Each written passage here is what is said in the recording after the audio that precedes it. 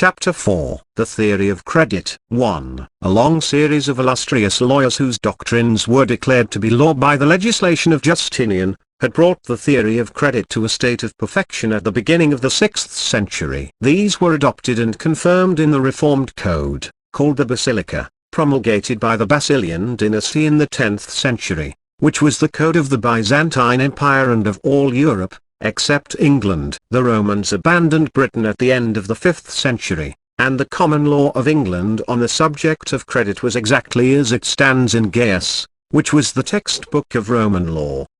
Throughout the empire at the time when the Romans gave up Britain, but on the 1st of November, 1875, the common law of England relating to credit was superseded by equity, which is simply the law of the Pandects of Justinian. The stupendous system of credit and banking which exists in this and some other countries is merely the practical exemplification of the principles of credit which were worked out by the Roman lawyers 1,300 years ago.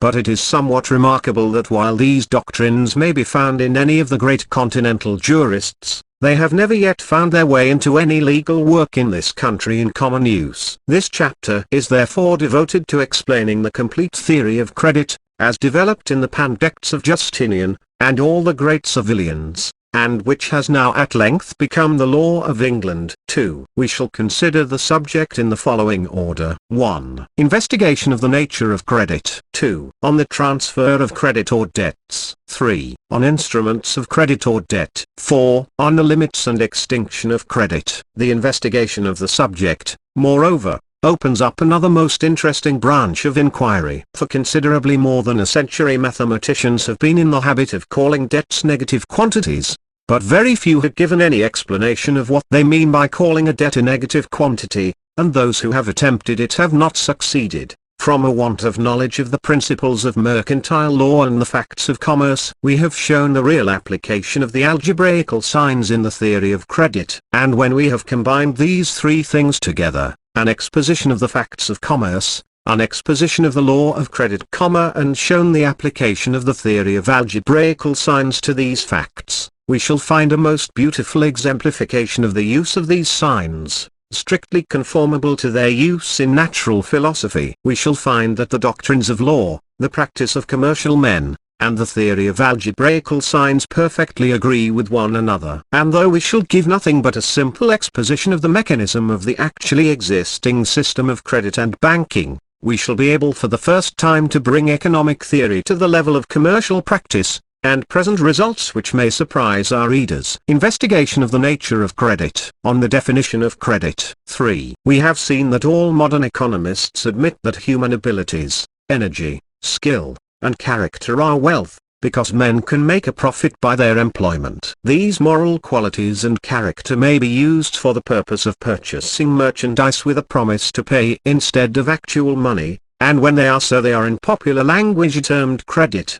Thus Demosthenes says, there being two kinds of property, money and general credit, our greatest property is credit. And also, if you were ignorant of this, that credit is the greatest capital of all towards the acquisition of wealth, you would be utterly ignorant. So Mellon says, to the calculation of values in money there must be added the current credit of the merchant, and his possible credit. So also Dutot says, since there has been regular commerce among men, those who have need of money, have made bills, or promises to pay in money. The first use of credit therefore is to represent money by paper. This usage is very old. The first want of it gave rise to it. It multiplies specie considerably, it supplies it when it is wanting, and which would never be sufficient without this credit, because there is not sufficient gold and silver to circulate all the products of nature and art. So there is in commerce a much larger amount in bills, than there is specie in the possession of the merchants. A well-managed credit amounts to tenfold the funds of a merchant, and he gains as much by this credit as if he had 10 times as much money. This maxim is generally received among all merchants. Credit is, therefore,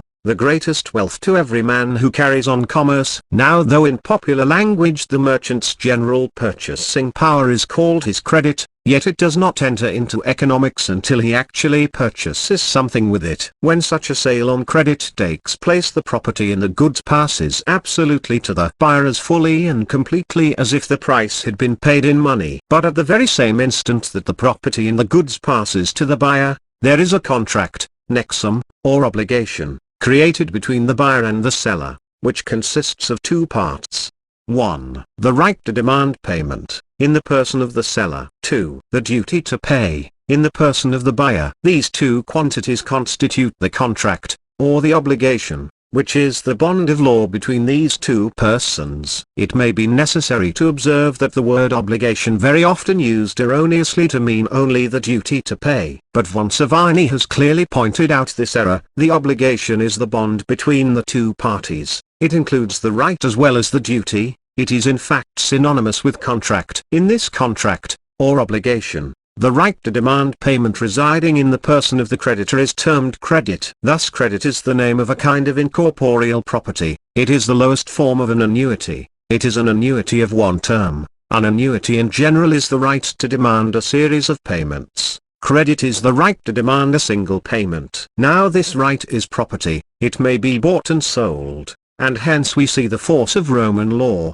Under the term wealth, rights are included, though therefore in popular language a merchant's credit is often understood to mean the general estimation he is held in, and the power of purchasing goods with his promise to pay instead of actual money. It must be understood that this credit does not come within the science of economics until he exercises this power, and actually buys some goods with his promise to pay, and when he does exercise this power, it is the promise to pay, or the right of action which is created at the very instant of the transfer of the property in the goods to him, which in the language of law, commerce, and economics is termed credit. Thus a credit in bank means a right of action against the bank for a sum of money. Our letter of credit is a letter giving its holder a right to demand a sum of money. Paper credit means rights of action recorded on paper, such as bank notes, bills of exchange, and c. It is sometimes supposed that the subject of banking and credit is peculiarly mysterious and difficult of comprehension. But in reality the whole difficulty consists in grasping the conception that credit,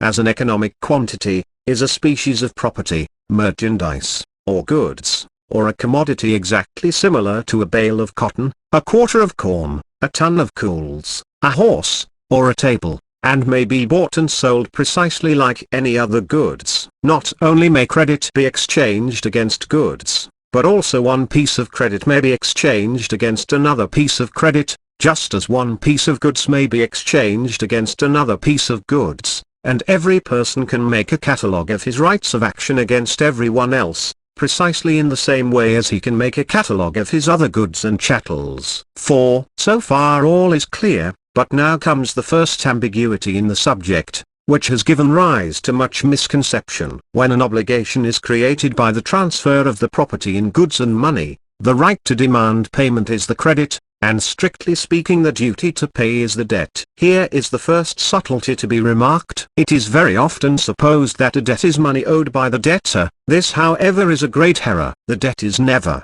under any circumstances, the money owed by the debtor. It is the personal duty to pay the money. Thus Mr. Williams says, every person who borrows money on mortgage or not incurs a debt, or personal obligation, to repay it out of whatever means he may possess. Now this is a point of the greatest importance in the due understanding of the theory of credit, and has led to great error. The common and widespread fallacy that a debt is money owed by the debtor, and belonging to the creditor is expressly provided against in Roman law. The essence of an obligation does not consist in this, that it makes any specific goods our property, but that it binds some person to give us something. That is to say, that no particular money in the debtor's possession belongs to the creditor, which he can seize upon. None is pledged to him. The money continues the absolute property of the debtor, which he may spend or part with, until of his own free will he transfers the property in it to the creditor. But the debt, or the duty to pay, exists exactly as it was, no matter whether the debtor has any money to pay it with or not. The difference is clearly marked in Roman law, If anyone had in his possession any goods or chattels which were the property of another person, that person had a jus in re, or a real right, a right to that very thing. If he had only an abstract right to demand something from a person, he had only a jus ad rem, which is a mere personal right. It was also called a jus in personam, or a right against the person. This subtlety is so important to be understood that we shall give an extract from the distinguished jurist, Pothier. The right which this obligation gives the creditor of proceeding to obtain the payment of the thing, which the debtor is obliged to give him, is not a right in the thing itself, jus in re, it is only a right against the person of the debtor for the purpose of compelling him to give it, jus ad rem.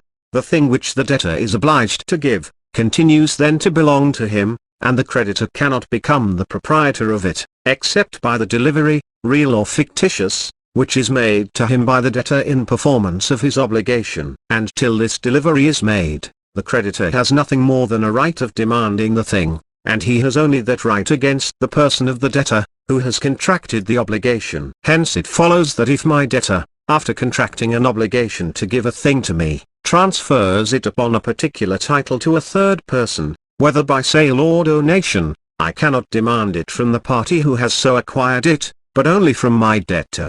The reason is, as the obligation does not, according to our principle, give the creditor any right in the thing which is due to him, I have not any right in the thing which was due to me, that I can pursue against the person in whose hands it may be found. This distinction is perfectly plain, and of the highest importance in economics, for if the creditor had the right to any specific money in the debtor's possession, that would be a diminution of the debtor's property, he would have no right to part with, or sell it, and there would in fact only be one economic quantity in existence, that is the quantity of money. But as a matter of fact the whole of the money remains the debtor's property, which he can sell or exchange as he pleases, and also there is the right or property, in the person of the creditor, which he can also sell or exchange, and which may be sold or exchanged any number of times like money till it is paid off and extinguished. Hence in this case there are two economic quantities in existence, which may each circulate in commerce at the same time. 5. Having explained this subtlety, it might be thought that all difficulties on the subject were cleared up. But unfortunately this is not the case. We have still more ambiguities to clear up, each of which has been the cause of great misconception. The word debt evidently in strictness means the duty of the debtor to pay the money. But unfortunately, the word debt has long been transferred to mean the right of action in the person of the creditor, and thus it is used as synonymous with credit. We have not found in any ancient writer the word debitum used to mean the right of action, but this change in its meaning had already come into use in the 12th century. In 1194 Richard I. issued a commission for a judicial visitation on financial matters in which it is said, "Let all the debts, debita, rights of action, of the Jews be scheduled, their lands, houses, rents and possessions. Also let every Jew swear that he will make a true schedule of all his debts, debita, rights of action, pledges, rents, and all his property and possessions." And this is the meaning which the word debt has long acquired in English law. It means a right of action, a claim, or demand. Thus in the Statute of Acton Burnell, 11 Edward I. 1283, commonly called the Statute of Merchants, it is said, that merchants may quickly recover their debts. The king by his council has ordained and established that the merchant who 99 would be sure of his debt. So the Act, 46 Geo. 3. c. 125. 8.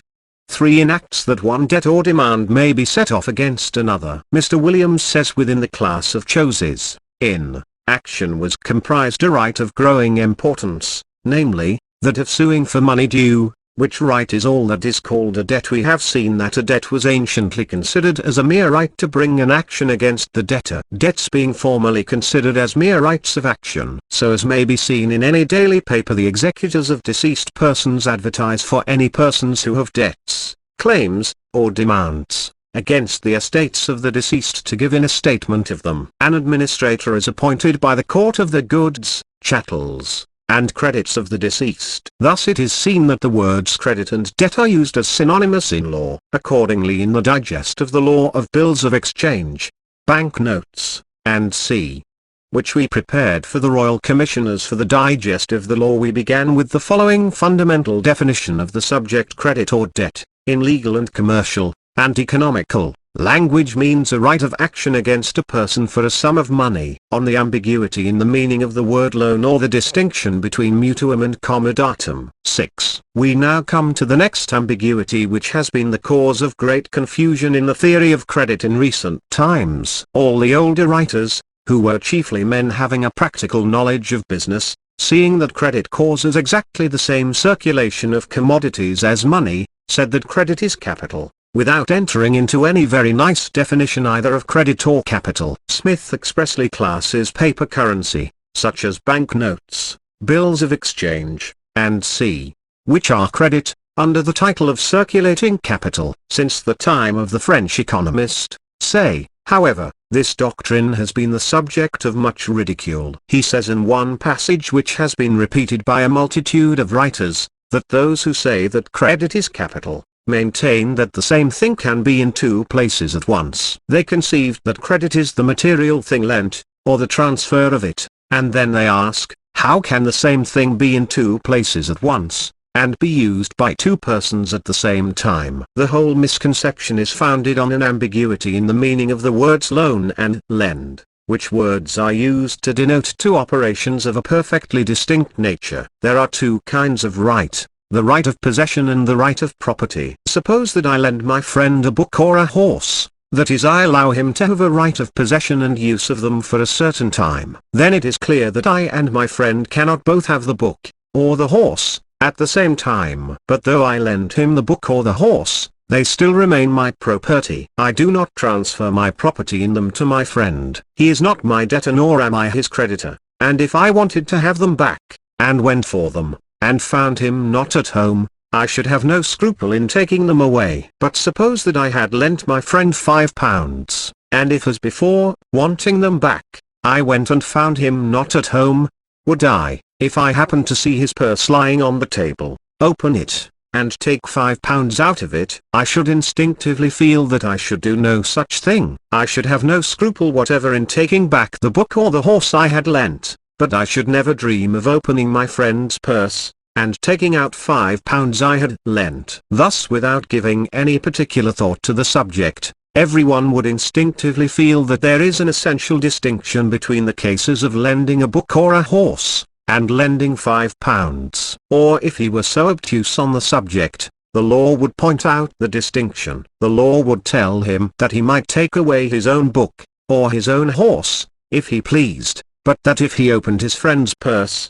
and took out £5, he would be guilty of theft, and that he must request his friend to pay him, but that he must not help himself. So if a man pays in money to his account at his banker's, that is, lends him money, and if he drew a cheque on his banker for £20, would he venture himself to take 20 sovereigns off the banker's counter? Of course he would not. He would request his banker to pay him, and he must wait until his banker gives him the money of his own free will. If he ventured to take the money himself, it would be larceny, and he might be given in charge to a policeman. In fact, though both these operations, lending a book or a horse, and lending money, are called a loan, they are of an essentially distinct nature. When a man lends a book, or other chattel, to his friend, he does not part with, or dispossess himself of the property in it. He is entitled to have that very book, or the very chattel, back again. There is no exchange, and no new property created, and only one person can have the use of the book or the chattel. But in all cases whatever of a loan of money,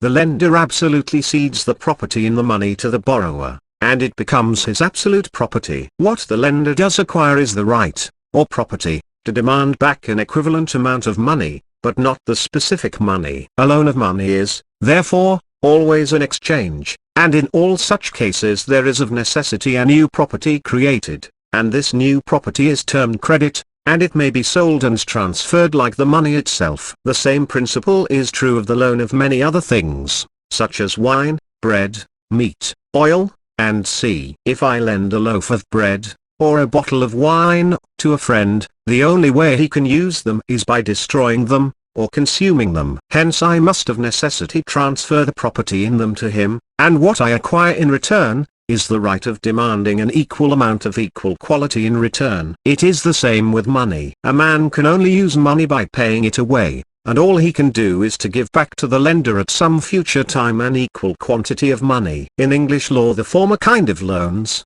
that is the loan of a book or other chattel, are said to be returnable in specie, that is, the identical things are restored. In the latter kind of loan the things are said to be returnable in genere, or only similar things are given back. In the former kind of loan, the relation of debtor and creditor is not created. In the latter, the relation of debtor and creditor is created between their borrower and the lender. Precisely the same relation is created on the sale of goods on credit. The property in the goods is ceded absolutely to the buyer, and what the seller receives in exchange for the goods is the right, or property, to demand their price in money at a future time, and this right or property is termed credit. Hence it must be observed that the economic quantity called credit or debt is the right which is created on a loan of money, wine, bread, oil and things of that nature, to demand back an equal quantity to the things lent, or the right which is created on a sale of goods on credit to demand their price in money at a future time. Thus the confusion has arisen from the English language having but one word,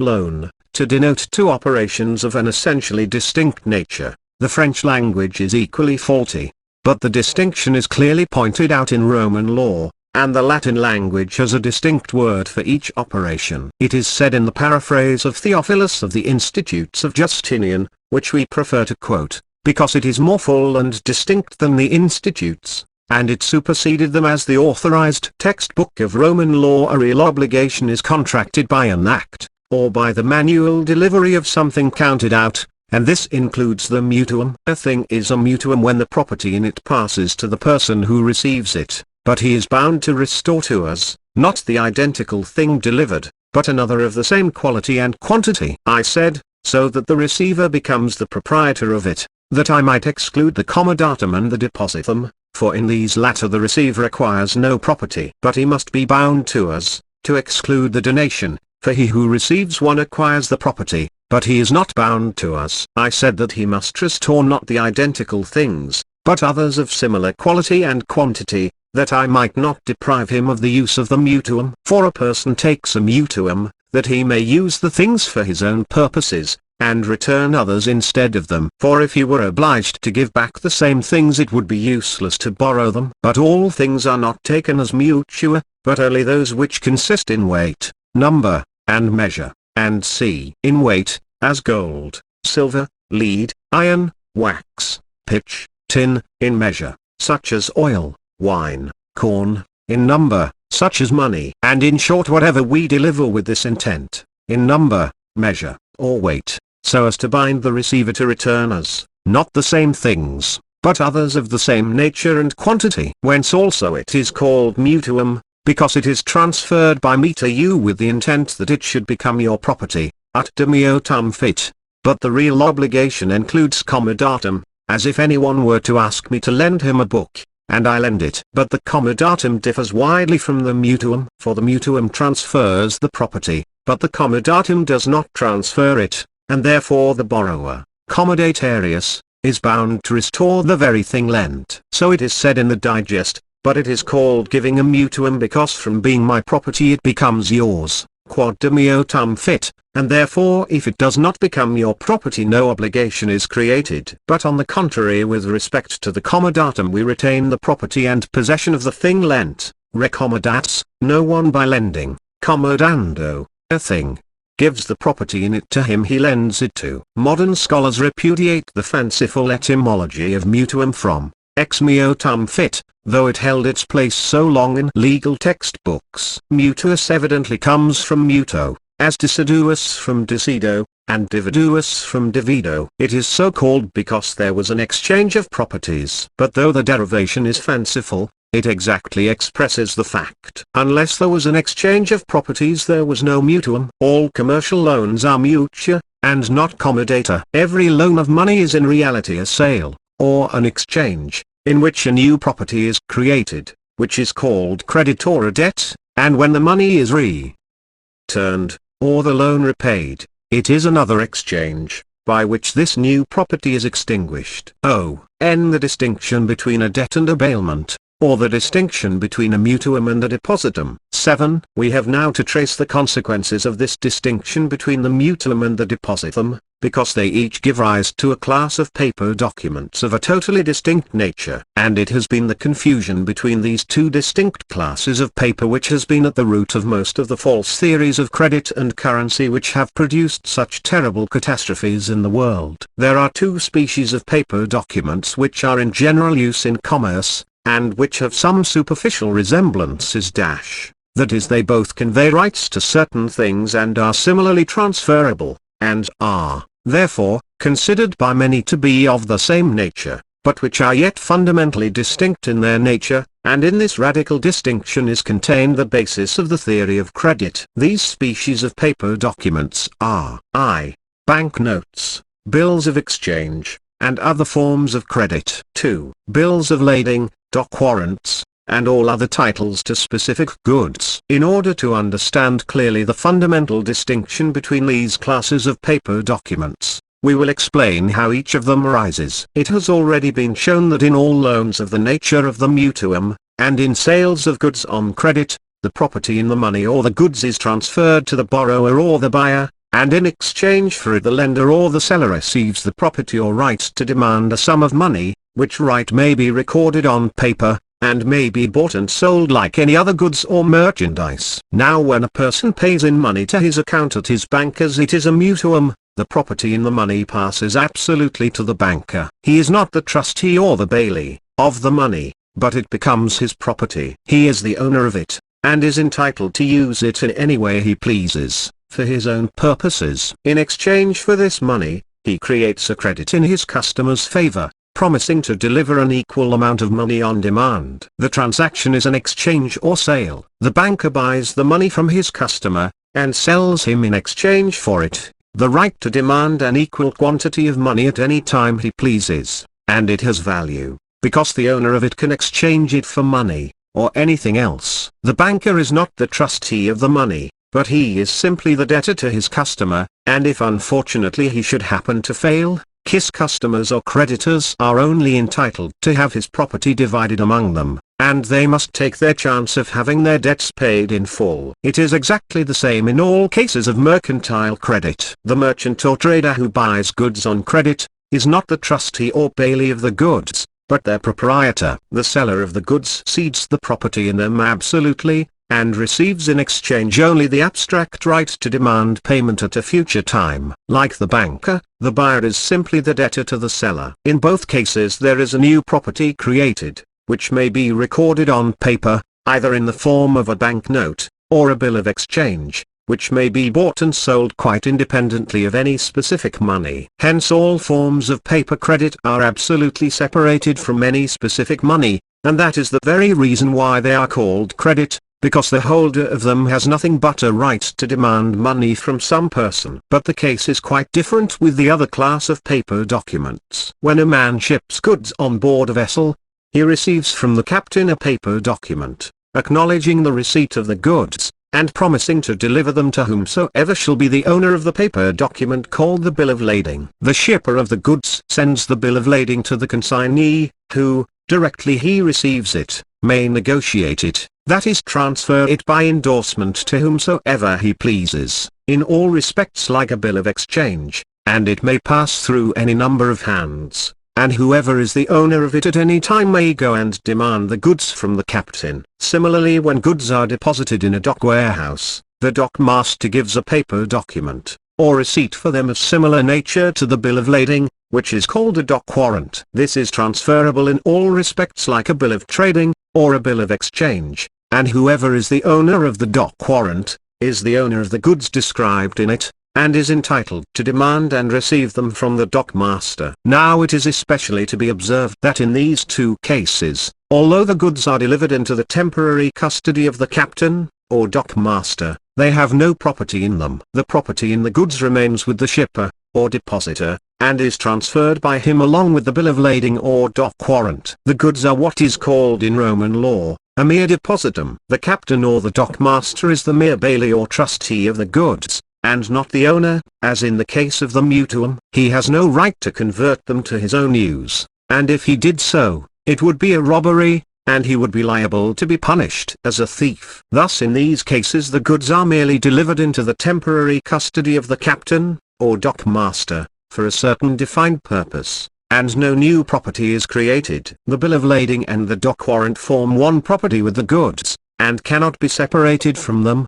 The goods travel with the paper document. Thus it may be said in this case that the paper documents represent goods. In this case there is no exchange and these documents have no value. That is, they are not exchangeable separately. They are not exchangeable for goods generally, but are titles to certain specific goods, and no others. No one ever spoke of the value of a bill of lading or a dock warrant. Such documents are not credit, because the owner of them does not simply believe that he can obtain goods in exchange for them, but he knows that he has become the owner of certain specific goods. Such a transaction is not an exchange, but what is called in law a bailment. So also if a man takes a bag of money to his banker, and asks him to take care of that specific money, and give it back to him, or to anyone else he may name, on demand, no property in the money would pass to the banker. It would not be a mutuum, but a depositum or bailment. The banker would have no right to use the money for his own purposes,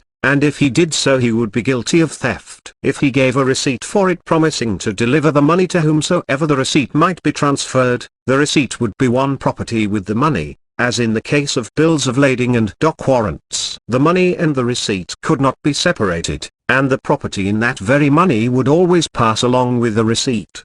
The banker in such a case would be merely the bailee or trustee of the money and not its owner. In the case of the captain, the dock master, and the banker, just described, the relation of debtor and creditor does not rise between them, and the owners of the paper documents. Hence we see the radical and fundamental distinction between bills of lading, dock warrants and all other titles to specific goods on the one hand, and all forms of paper credit on the other. Bills of lading, dock warrants, and other titles to goods, are absolutely bound down to these specific goods, and cannot be separated from them, and therefore they form only one property with them. They always arise out of a bailment and never out of an exchange, and they may justly be said to represent goods. They in themselves are nothing, and are no addition to the mass of other exchangeable property. On the other hand, it is the fundamental legal requisite of all kinds of paper credit, that they shall be absolutely severed from any specific sum of money. They are even forbidden to be made payable out of any particular fund. They must be nothing but abstract rights against the person,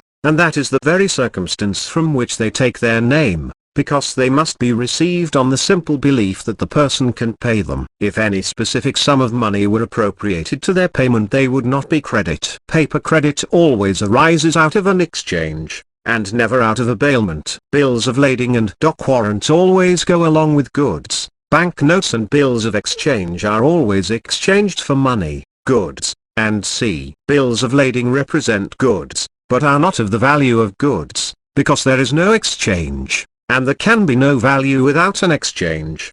Bank notes, and c. do not represent money, but they are of the value of money, because in their case there is always an exchange. And credit in all its forms is an addition to the mass of other exchangeable property, as, indeed, is admitted by every lawyer, every merchant, and every economist. From this it clearly follows that bills of lading and dock warrants can never exceed in quantity the goods they represent. If anyone were to negotiate such documents without any goods being attached to them, it would be an indictable fraud. But paper credit of all sorts immensely exceeds in quantity the money in the country, on the lowest calculation, tenfold. Credit itself is merchandise, and the subject of a gigantic commerce. It may be said that all commercial crises arise out of the excessive creation of that species of property called credit. What are the due limits of credit, is a question of the most momentous consequence, which will be clearly shown hereafter. We have shown that in Roman law all rights, and credit among them, are included under the terms pecunia, bona, res, merx. So also in English law debt, or chose-in, action, or credit is included under the terms goods and chattels. It is an article of merchandise, or a saleable commodity. Thus Shepherd says under chattels, all kinds of emblements, sown and growing grass cut, all money, plate, gold, silver, jewels, utensils, household stuff, debts, woodcut,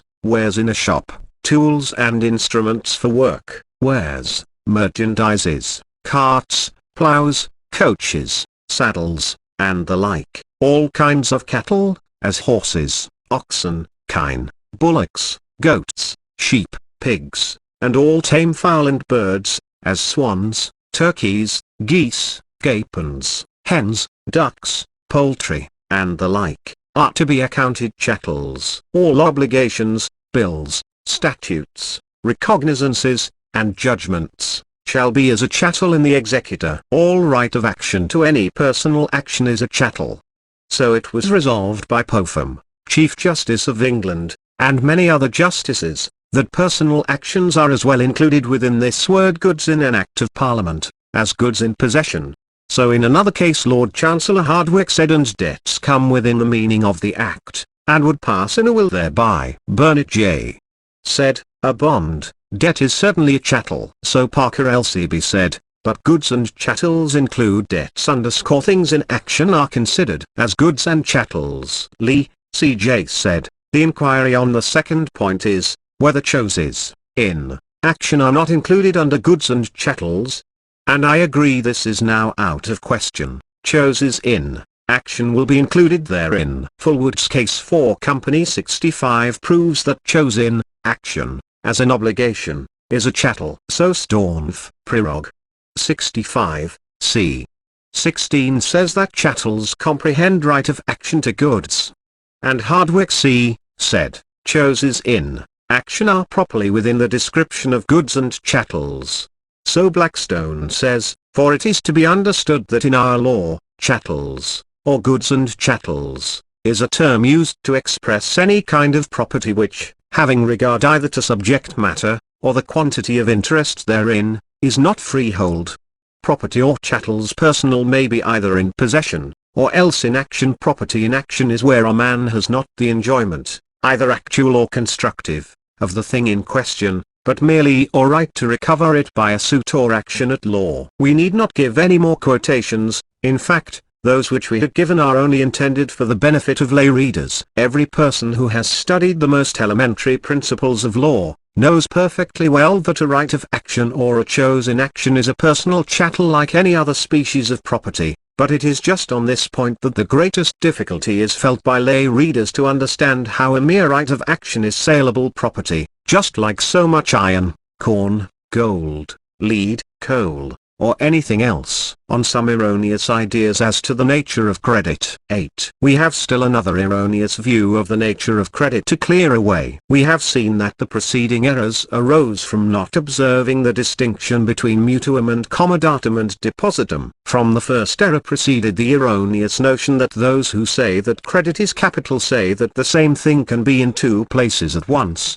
From the second that bills of lading and dock warrants are of the same nature, and are credit, as well as bills of exchange. The third form of error which we have now to dissipate is that credit adds nothing to the resources of the world, because it is neutralized by something else. Any person practically conversant with commerce, and seeing the immensely greater portion of commercial operations effected by means of credit, would smile at the notion that credit adds nothing to the resources of a nation. But some have been misled by a very palpable error. Henry Thornton, an able man, a banker, and one of the authors of the Bullion Report, says paper constitutes, it is true, an article on the credit side of the books of some men, but it forms an exactly equal item on the debit side of the books of others. It constitutes on the whole neither a debit nor a credit. So another eminent banker, M.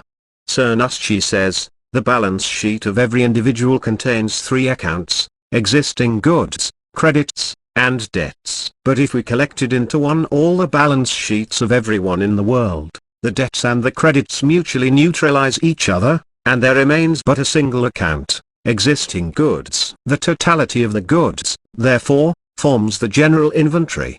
There is the first matter of exchange. The debts and credits are subsidiary matters. Debts and credits are reciprocally transmitted as goods are transmitted. But however great or small they may be, and through whatever hands they pass, credits for some, debts for others, they add nothing to, they take away nothing from, the general inventory. The argument of Thornton and M. Cernuschi is simply this: suppose A to have £100 in money, and also a 3 months bill of £50 on B. Suppose B to have £100 but at the same time to have accepted a bill of £50 at 3 months to A. Then A's property would be stated thus: £100 plus £50. B's property would be stated thus: £150. Now the argument of these writers is this, that the plus £50 and the minus £50 balance each other, and the result is 0, which according to them is the same thing as saying that these quantities do not exist at all. This view might perhaps seem at first sight somewhat specious, but a very little reflection will show that it is quite erroneous. Suppose that a landlord lets a house to a tenant. In exchange for the use of the house, the landlord receives the right to demand a certain sum, 3 months after date. We will suppose the transaction is an exchange. The right to demand the money is an actually existing right in the landlord. It is his property, which he may sell or transfer to anyone else. It is, therefore, plus to him, and in addition to his other property. The tenant is bound to pay this rent, but does that cause any diminution of his present property? Does the property in any of the money at his bankers pass to the landlord? Certainly not. Hence it is quite clear that this obligation to pay at a future time is no diminution whatever of his present property. In fact, he is not in debt at all until he has had the use of the house for 3 months, and the day of payment has come. Similarly, if a merchant buys goods and gives a bill at 3 months in payment of them, the transaction is an exchange. The right to demand payment is plus to the seller of the goods. It is his property, which he may sell and dispose of like money. But the goods remain the entire property of the merchant, which he may sell or dispose of, and he is not in debt at all, till the bill becomes due. Suppose that the landlord, or the seller of the goods, were to bring an action for the rent, or the price, before the end of the 3 months. The tenant, or the merchant, would reply that they were not in debt at all. The well-known maxim of law is that credit unexpired may be pleaded under the general issue, which means that if a man sues another for an obligation not yet due, he may simply reply that he is not in debt at all. Thus Mr. Pitt Taylor says, in addition to these examples, it may be observed that,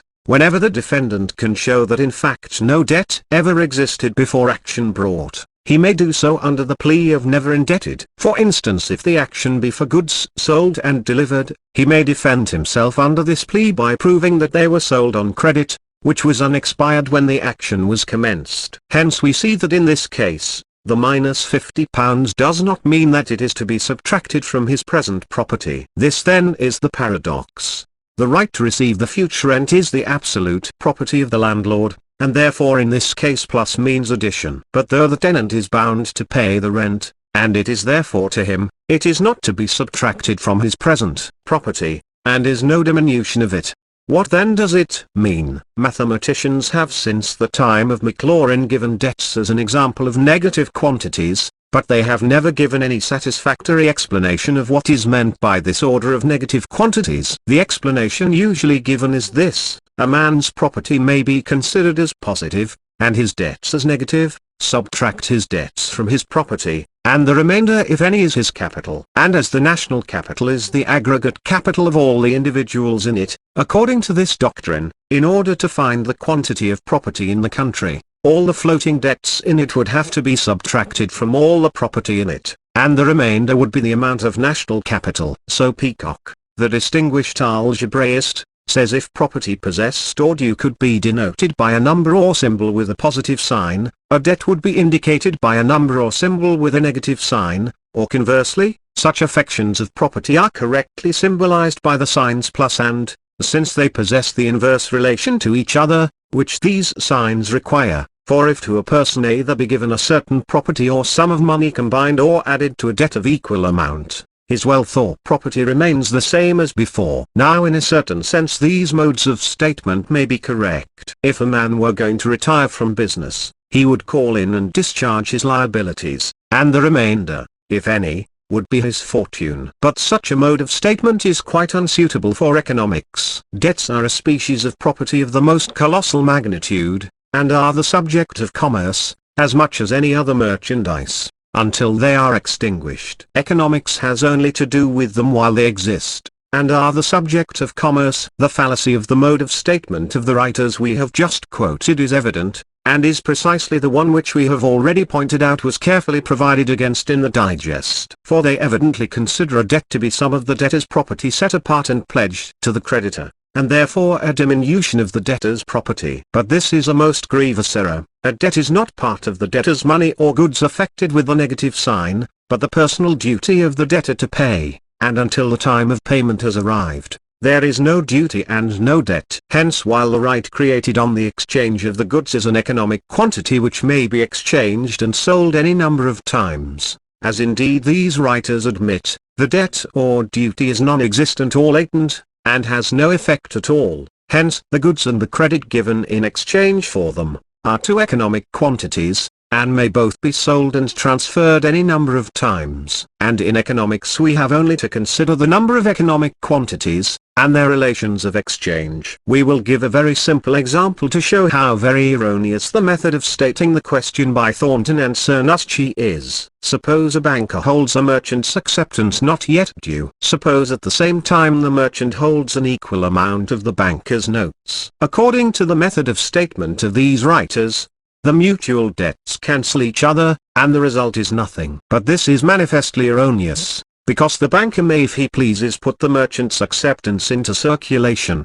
and the merchant may put the banker's notes into circulation. Hence there would be two economic quantities in circulation, and producing the same effects as so much money. Hence in economics these quantities are not to be considered as extinguished until they are so in reality. But the same may be said of any economic quantity. When it is destroyed it is no longer an economic quantity. The same principle is true with regard to credit, or debt, as with any other quantity. So long as it exists, and is capable of being exchanged, it is an economic quantity. When it is extinguished, and only then it ceases to be one. On the meaning of the positive and negative signs in economics. 9. We have now to explain the meaning of the negative sign in the theory of credit, or debt. Two algebraists of the highest eminence have attempted to explain the application of the negative sign to the subject of debts, or credit, but they have fallen into exactly the same error as Thornton and Cernuschi. Euler says, the manner in which we generally calculate a person's property is an apt illustration of what has just been said. We denote what a man really possesses by positive numbers, using or understanding the sign plus, whereas his debts are represented by negative numbers, or by using the sign. Thus when it is said of any one that he has 100 crowns but owes 50, this means that his real possessions amount to 100 to 50, that is to say 50. As negative numbers may be considered as debts, because positive numbers represent real possessions, we may say that negative numbers are less than nothing. Thus when a man has nothing in the world, and even owes 50 crowns, it is certain that he has 50 crowns less than nothing. For if anyone were to make him a present of 50 crowns to pay his debts, he would still be only at the point nothing, though really richer than before. It is quite evident that Euler has, in this passage, fallen into exactly the same error as Thornton and Cernuschi, namely that of considering a debt to be money pledged to the creditor, and so affected with the negative sign. But as we have distinctly shown that a debt is a personal duty, it is quite evident that a personal duty cannot be subtracted from a sum of money. It is quite easy to show that the first paragraph is not a suitable mode of stating the question in economics. For suppose that a man has 100 crowns,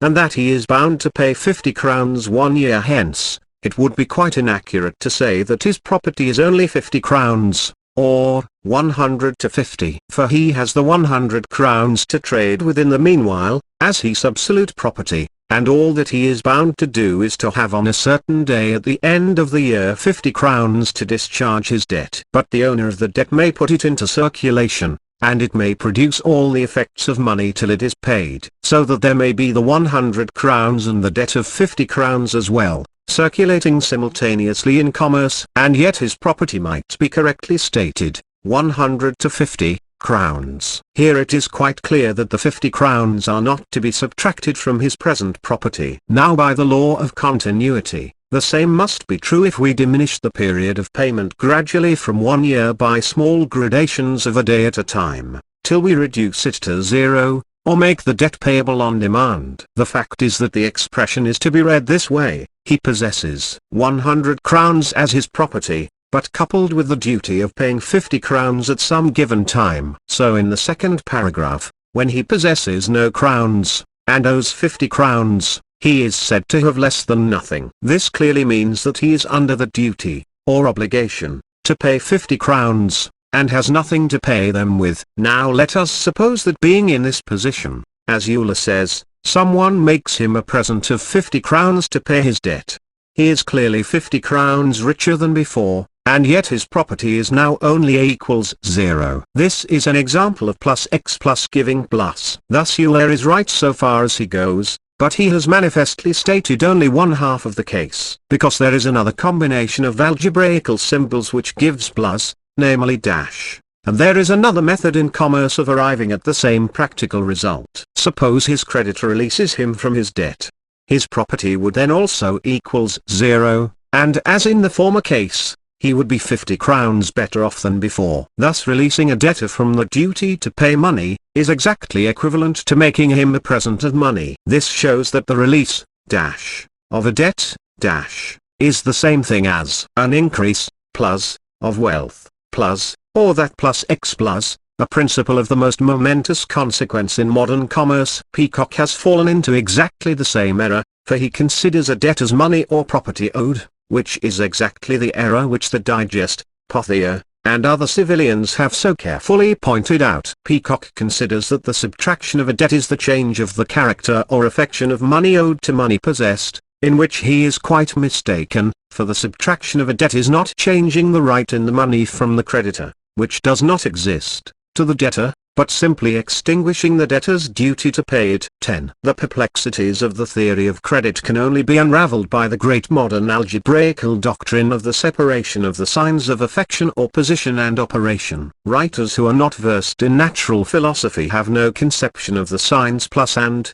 meaning anything but addition and subtraction, whereas the symbols plus, 0, and have an immense variety of meanings in natural philosophy, according to the particular circumstances under which they occur, and it is wholly impossible to determine their meaning, until we know the particular state of circumstances out of which they arise. Every great science is founded on some single idea, or conception, or quality, which must be of the most general nature, and every quantity whatever in which that quality is found is an element in that science no matter what other qualities are found in it. Quantities therefore utterly dissimilar in every other respect are elements in that science, so long as the single fundamental quality is found in them. Now as economics is the science of exchanges, or values, it necessarily follows that every quantity whatever, which is capable of being exchanged or valued, must be an economic quantity, no matter what its nature is, enduring or evanescent,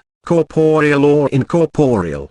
But these quantities in the various sciences may be endowed with opposite qualities, and when they are so, it is universally the custom in natural philosophy to distinguish them by the signs plus and.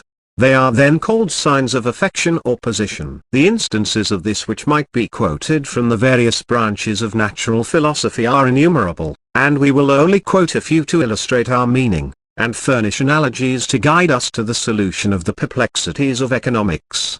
Thus in algebraical geometry, in which it is necessary to fix the position of lines, it is usual to take some fixed point called the origin, and then lines drawn in opposite directions from that point are distinguished by opposite signs. Thus as lines to the right of it are called positive, and distinguished by the sign plus, then lines drawn to the left of it are called negative, and are denoted by the sign if lines drawn up from it are positive and denoted by the sign plus, then lines drawn down from it are negative and denoted by the sign if two mechanical forces act in opposite directions, one is called positive and the other negative. So in Parliament the supporters of government may be called T, and its opponents. Now in many of these cases it may happen that the quantities endowed with these opposite qualities may balance each other, and the result may be 0. But it would manifestly be an error of the greatest magnitude to say that because under some circumstances these opposite quantities may neutralize each other's effects, that is the same thing as saying that they do not exist at all. Suppose that on a division the numbers for government were 340, and the numbers against government 300. Then for practical purposes it might be said that the strength of the government was 40, because the 300 neutralized the effect of the plus 300.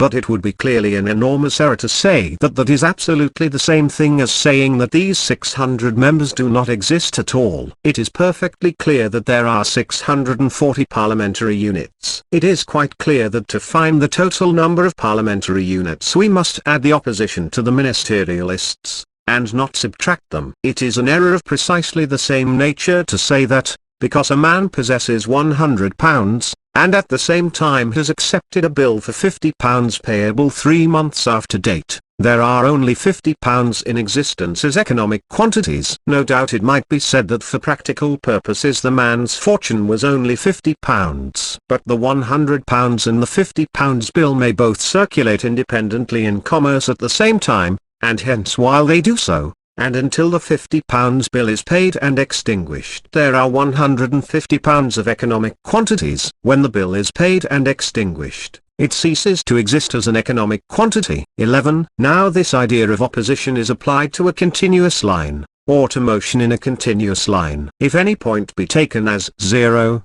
then the part of the line on one side may be denoted by plus, and the part on the other side by. Thus in a thermometer some fixed point is taken as 0, and degrees above that point are called plus, and degrees below. Now if the mercury passes from a certain number of degrees on either side of 0, to any number of degrees on the other side, it is quite clear that in order to find the total number of degrees passed over, the degrees on both sides must be added together. That is, the negative degrees must be added to the positive degrees and not subtracted from them. The same idea is applied to time in natural philosophy, which may be considered as motion in a continuous line. If any point in time be taken, such as the present moment, or any fixed era, then this point is denoted by 0, and time on opposite sides of this point will be denoted by opposite signs. Thus if we call time, such as years, before this era plus, or positive, then time after this point will be dash, or negative, and the successive intervals will be expressed thus: +5, +4, +3. +2, +1, 0, -1, -2, -3, -4, -5.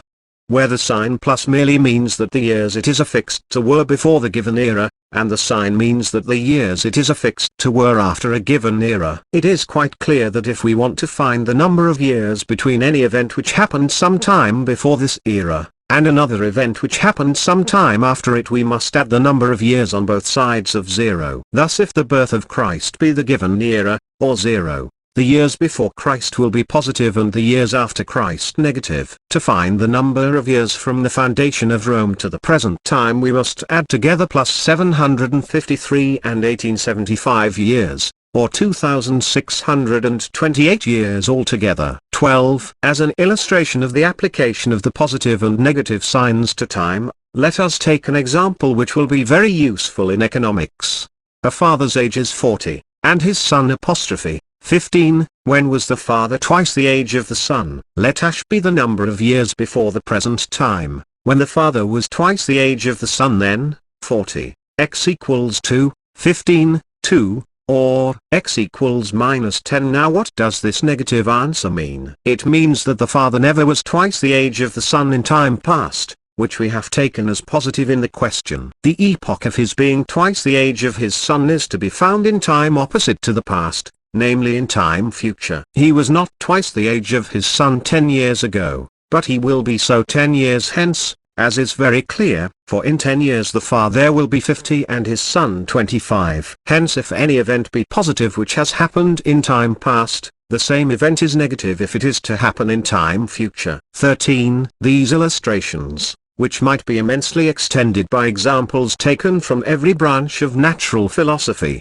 are sufficient to exemplify the doctrine which we have endeavored to explain, that universally in natural philosophy the negative sign dash does not mean negation or non-existence, but opposition, or contrariety, and that negative quantities are as real and independent in existence as positive ones, and are to be enumerated separately and independently, as quantities in that science, to find the totality of quantities. In fact, absolute quantities have no sign at all. The positive and negative signs are only introduced when some idea of opposition, contrariety, or inverseness occurs. 14. But moreover inverse or opposite operations may be performed on these quantities which are already affected with these opposite signs. And these inverse or opposite operations are also denoted by the same signs plus and the combination of these opposite signs of opposite operations with the signs of opposite qualities affecting these quantities, that is the combination of the signs of affection and operation, give rise to the well-known algebraical rules. These laws, which are universally applicable in natural philosophy, are equally applicable to economics, and are alone capable of giving the solution of the theory of credit, which has hitherto been the opprobrium of the science. It will be found that there are economic quantities of inverse or opposite properties, and therefore, following the strictest analogy with physical science, we shall denote them by opposite signs, and also opposite operations may be performed on these opposite quantities, bringing into play the well-known algebraical rules, which will lead to consequences which may surprise some of our readers. Hence algebra in general, and commercial algebra with which we are at present concerned, deals with quantities and operations. And whenever any of these quantities, whatever their nature be, possess any qualities whatever, or are affected by any relations of an opposite nature, they are distinguished by the opposite signs plus and, thus time past and time future, and therefore producta which have been produced in time past, and products which are to be produced in time future, and consequently the rights to these products respectively, active and passive, rights and duties, may all be distinguished by the signs plus and, so among operations, adding and subtracting, creating and destroying, receiving and paying, may be denoted by the same signs plus and. Hence if the right to demand £100 be denoted by plus £100, the duty to pay £100 will be denoted by minus £100, without any reference to any specific £100. 15.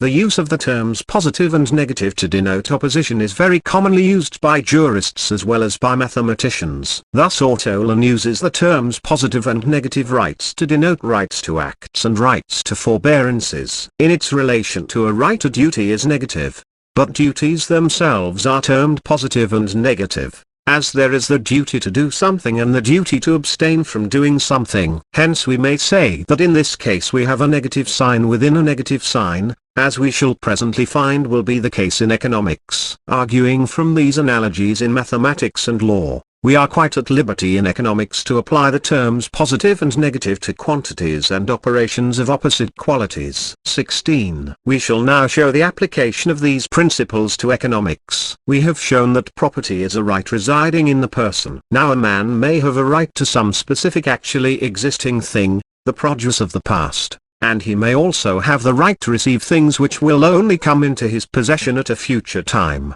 and some of which may not even come into existence till some future time. But each of these rights is property, and they may each be bought and sold, and therefore they are each wealth. Consequently the totality of a man's wealth is the sum of the two kinds of property. Now following the ordinary analogy of natural philosophy, if we denote the accumulated products of his industry already realized by the sign plus, and call them positive, we may call the products which will only come into his possession at a future time by the sign and call them negative. If we have some quantity like land which produces a series of products, and if we take the present time as the given era, which we denote by 0, then all the products which the land has produced in time past may be called positive, and all their products it will produce in time future will be negative. But although these products will only come into existence at a future time, yet the property or right to receive them when they do come into existence is present. Hence the total amount of property in land comprehends the right to the produce of the past,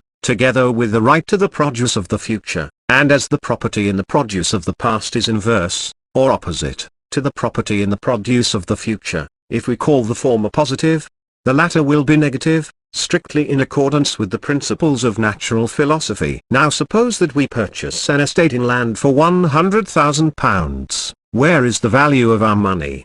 Does it consist in things which have a present existence? The veriest tyro would answer certainly not. Where then is the equivalent for the purchase money? When we purchase an estate in land we purchase the right to the actually existing produce of land and labor, such as the houses, the timber trees, the crops on the ground, together with the right to receive its annual produce forever, a series of products which will only come into existence at definite intervals of time forever. Thus property in land consists of two perfectly distinct parts, property in the products of the past, and property in a series of products of the future, say £3,000 a year, which may forever be represented thus: existing produce of land, plus, together with, £3,000, pound 3,000 £3,000, and c. forever, where the negative sign means that the products will only come into existence at future definite intervals of time. But though the yearly produce of the land will only come into existence at future intervals of time, the property, or right, to receive them when they do come into existence is present, and may be bought and sold like a horse or a table. That is to say, each of these annual profits forever has a present value, and the purchase money of the land is simply the sum of the present values of this series of future payments forever. Now the right to receive any, or any number, of these future profits is an estate in land, and as the entirety of these estates may belong to a number of different persons, we have the whole legal doctrines of estates in remainder, in fee, in tail, in reversion, and c. with all their complications. Again, although this series of future payments is infinite, a simple algebraical formula shows that it has a finite limit. When the usual rate of interest is 3%, the total property in land is worth about 33 times its annual profit. Consequently, if we buy the existing crop on the ground, only one part is corporeal, the remaining 32 are incorporeal. Now when a purchaser has bought land, it may be said, without any very great metaphor, that it owes him a series of payments forever, for he bought it merely in the belief of its capacity to produce future profits. Hence we may call this right to receive the future produce of the land, the credit of the land, and of course by the notation we have adopted, it is negative. Now a merchant, or trader of any sort, carrying on a profitable business, is an economic quantity which bears in many respects a strong analogy to land. He may have accumulated a quantity of money, the fruits of his past industry, but over and above his accumulated money, he possesses his abilities, his skill, and experience, his character, his capacity in short, or expectation of earning profits in the future, as he has already done in the past. Thus the value of a man is an economic quantity, just as the value of land consists in the property in the products of his past industry, together with the property in the products of his future industry, which of course, are inverse or opposite to each other. And as in the previous case, if we choose for the sake of convenience to designate the one, money, as positive, we may for the sake of distinction designate the other as negative. And there are two ways in which the merchant may trade. He may buy goods by exchanging some of his property in money, or the fruits of his past industry, or he may buy goods by giving in exchange for them the right, or property to demand money at a future time which is to be earned by his industry. This purchasing power of buying with a promise to pay instead of with actual money, is, as we have seen in popular language, termed credit. And as wealth is anything which has purchasing power, it evidently follows that money and credit are equally wealth. But as we have already seen that capital is any wealth, or economic quantity, used for the purpose of profit, money and credit may be equally used as capital. But as we have already seen that money and credit are inverse or opposite to each other, money may be called positive capital, and credit may be called negative capital in strict conformity with the analogy of natural philosophy.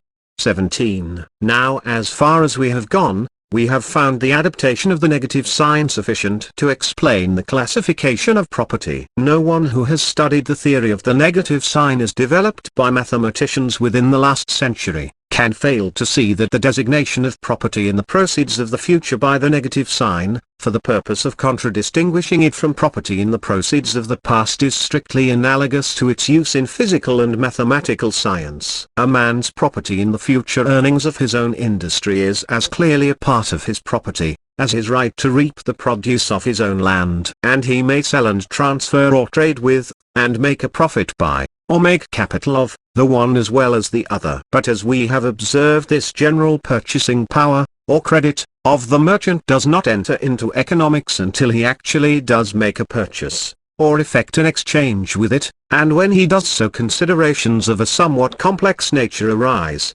and we must describe the facts in order to see how they are to be classified. When a trader purchases goods with his credit, or his promise to pay, the goods become his absolute property, just as if he had bought them with money. But exactly at the same instant that the property in the goods is transferred to him, an obligation, or nexum, or contract is created between the two parties, the buyer and the seller. There is created in the person of the seller, or the creditor, the right to demand payment for the goods at the agreed upon time, and also there is created in the person of the buyer or the debtor, the duty to pay for them at the fixed time. This contract, or obligation, therefore, contains within itself the right to demand and the duty to pay, and as these two are manifestly inverse or opposite to each other, if the right to demand is positive, the duty to pay is negative. For a duty may manifestly be called a negative right, just as a retarding force may be called a negative accelerating force. And here at last we have found the true meaning of the expression used by mathematicians that debts are negative quantities. Property is a right,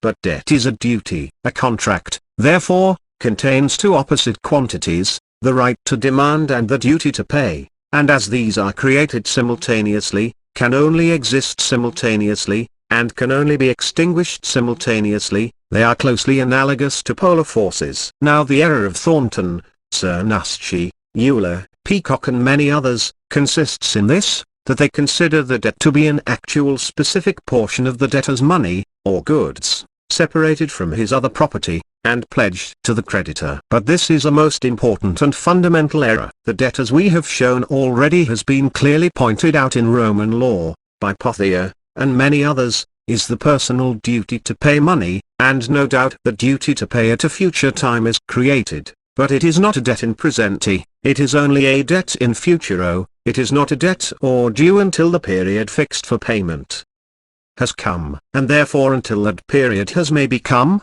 it treated as absolutely latent, or non-existent. And even supposing that the debt is payable on demand like a banker's notes, it may be treated exactly in the same way, until the notes are actually presented for payment. But the right to demand, or the credit, is the present right, or property, of the creditor, which may be sold and transferred like any other goods and chattels, and therefore it is res bonum pecunia and 6 mercs, and forms the subject of a colossal commerce. And this credit or right can only be extinguished by being revested in the person of the debtor from whom it originally emanated. Hence the true definition of credit as an economic quantity, or an article of commerce, is the present right to a future payment. We shall now see the importance of the error we have just noticed. If a debt were money, or goods, in the debtor's possession, affected with the negative sign, and pledged to the creditor, of course if a man had no money or goods, he could not be in debt,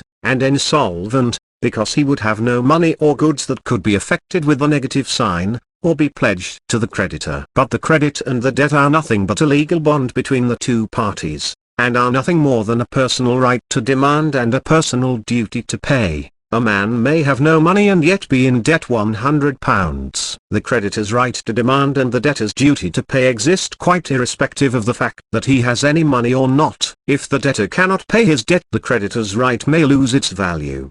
But that does not destroy its existence, any more than a piece of money would be annihilated, if placed in a situation where it could not be exchanged, and therefore, where it would have no value. Smith himself says that if a guinea could be exchanged for nothing, it would have no more value than a bill upon a bankrupt, but that would not destroy its existence as a material substance. So also in like manner, the debtor's inability to pay does not in any way destroy his duty to pay. This credit then being property may be sold, exchanged, bequeathed, or presented as a donation to any one, precisely like any other merchandise or like money. Hence by our very definition a credit is wealth.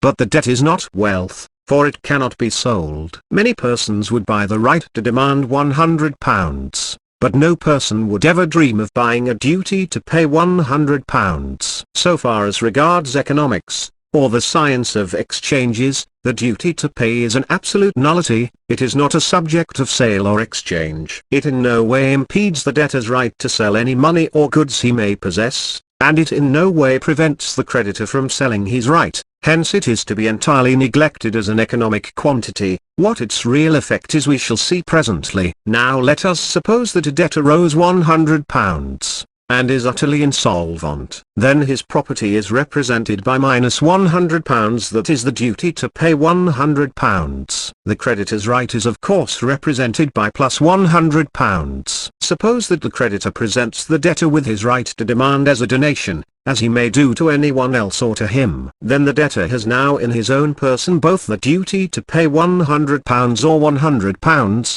and the right to demand £100, or plus £100. His property is then £100 plus £100. These two opposite quantities, of course, cancel each other like plus A, and on the same side of an equation, the contract or the obligation is extinguished, and the debtor is now freed from his debt. He is now £100 richer than before, though his property is now equals 0. And it is quite clear that this result has been obtained, not by changing money owed into money possessed, as Peacock says, because there has been no money at all in the case, but by the gift or addition of a positive quantity which cancelled the negative quantity, and annihilated the existence of both quantities. Like polar forces, they were created together and they vanished together. 18. Hence it must be carefully observed that in economics both money and credit, both the possession of actual money and the right to demand money from someone else, are denoted by plus £100, but minus £100 means solely the duty to pay money, and of course it is only the right which can cancel the duty. The possession of money can never cancel the duty to pay it, for then, of course, no debtor would ever be bound to pay his debts. Hence it must be carefully observed in what case plus £100 will cancel minus £100 in economics. It never does so when plus £100 denotes actual money, nor will it do so when the plus £100 denotes a right against any other person than the debtor himself, because a person may hold another person's acceptance, and yet be under an obligation on his own acceptance. It is only in the case in which his own creditor transfers to him the right of action against himself that plus £100 can cancel the minus £100, and simultaneously annihilate the existence of both quantities. This consideration, which the slightest reflection on the ordinary facts of the system of credit will show to be obviously true, is of the greatest practical importance. Hence we see that the release of a debt is exactly equivalent to a gift of money, or to payment. This doctrine, which is expressly laid down in Roman law, and is enforced by all jurists, is of the greatest importance in commerce, but we must reserve its fuller consideration until we come to the extinction of obligations, or credit. 19. We shall now show the strict propriety of calling money and credit positive and negative capital. We have already shown that the true character of money is that it is a right to a future payment, and numerous economists have said the same thing. Money is a right, but debt is a duty. And this exactly corresponds with the common algebraical doctrine that quantities passing through zero, change their sign, because when a man has spent all his money, his property being then zero, and then runs into debt, he has exhausted all his right to demand, plus, and has incurred a duty to pay. Now a merchant's purchasing power consists of his money and his credit. But he cannot purchase with his credit without incurring a debt, that is without incurring the duty to pay for the goods he buys with his credit. If he buys goods with money and sells them again with a profit, he first replaces the money he laid out, and the surplus is his profit. If he buys goods with his credit, and sells them as before, with a profit, he discharges the debt he has incurred, and the surplus is his profit. In either case his profit consists in the excess of his property at the end of the operation above what it was at the beginning. If he trades with money, he makes capital of the realized profits of the past. If he trades with credit, he makes capital of the expected profits of the future. In both cases he makes profits. Hence by our definition both money and credit are capital. But as they are inverse and opposite to each other, if money is positive capital, credit is negative capital. By a somewhat curious coincidence of thought, the early algebraists, not comprehending the meaning of negative roots of equations, called them fictitious roots. Thus in the problem we gave of the father's and son's ages, the answer came out negative, which merely showed that the question should have been stated in the opposite way to which it was done, and it should have asked, when the father's age would be twice that of his son, instead of when it had been, and therefore as the positive sign in that problem meant past time, the negative sign meant future time. But this root, though negative, is equally a real root of the equation as the positive one. So also many writers, seeing the effects of credit, call it fictitious capital, and money real capital. But the fact is that, like the negative, or fictitious, root of the equation, it is equally real as the positive root, only inverse or opposite to it. Credit merely makes capital of future protists. 20. It is a matter of considerable interest to discover what is the proportion which money and credit bear to each other in modern commerce. The difficulties, however, which prevent private inquirers from arriving at any reliable information are very great, and those opportunities which are presented by parliamentary inquiries into commercial crises are very rarely made use of for any but their immediate purpose. In the report of the Committee, however, of the House of Commons on the crisis of 1857, there occurs an interesting statement by Mr. Robert Slater. Having analyzed the operations of his House for 1856, he gave in the following statement as showing the proportions in which each million of payments and receipts were made in money, bank notes, and other instruments of credit. Receipts in bankers' drafts and mercantile bills of exchange £, payable after date 533,596. In checks on bankers, and c. payable on demand 357,715. In country bankers' notes 9,627. 900,938. In Bank of England notes 68,554. In gold 28,089. In silver and copper 1,486. In post office orders 933. 99,062.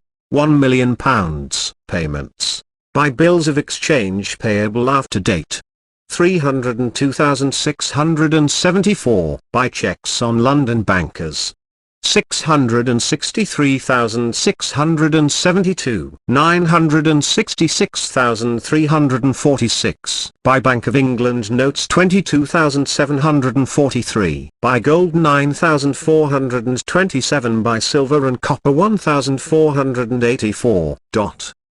33,654 £1 million. Here we have it shown that in this great house, which there is no reason to suppose we may not consider a fair representative of commerce in general, gold and silver only entered into the receipts to the extent of 3%. And Bank of England notes to the amount of about 7%, the remaining 90%. Being entirely in credit of the payments, gold and silver were only 1. And bank notes 2%, the remaining 97%. Being affected by mere credit. In Scotland specie enters even in a far less degree into payments. This may give some idea of the stupendous power of credit in this country. On the transfer of credit or debts. 21. Many persons, when they see that a banknote is transferred from hand to hand like a piece of money, might think that any other debt might be sold or transferred with equal facility. Nevertheless, there is considerable subtlety about the sale of debts, or rights of action, and it was only on November 1, 1875, that it became legal in England for a creditor to sell his debt without the consent of his debtor, so as to enable the transferee to sue in his own name. We will give a short sketch of the rise and progress of the power of selling debts. Property is of two kinds. 1. Property in a specific chattel, jus in re, without being related to anyone else, called also dominium. When a person has such a sole and exclusive right in a thing, he may sell or transfer it to anyone else, in any way he pleases. Money is subject to this sort of property, and hence a man may freely sell and transfer his own money, or any other chattel. 2. Property held in contract or obligation, jus in personam, where a person has a right, but in connection with, or relation to, one else.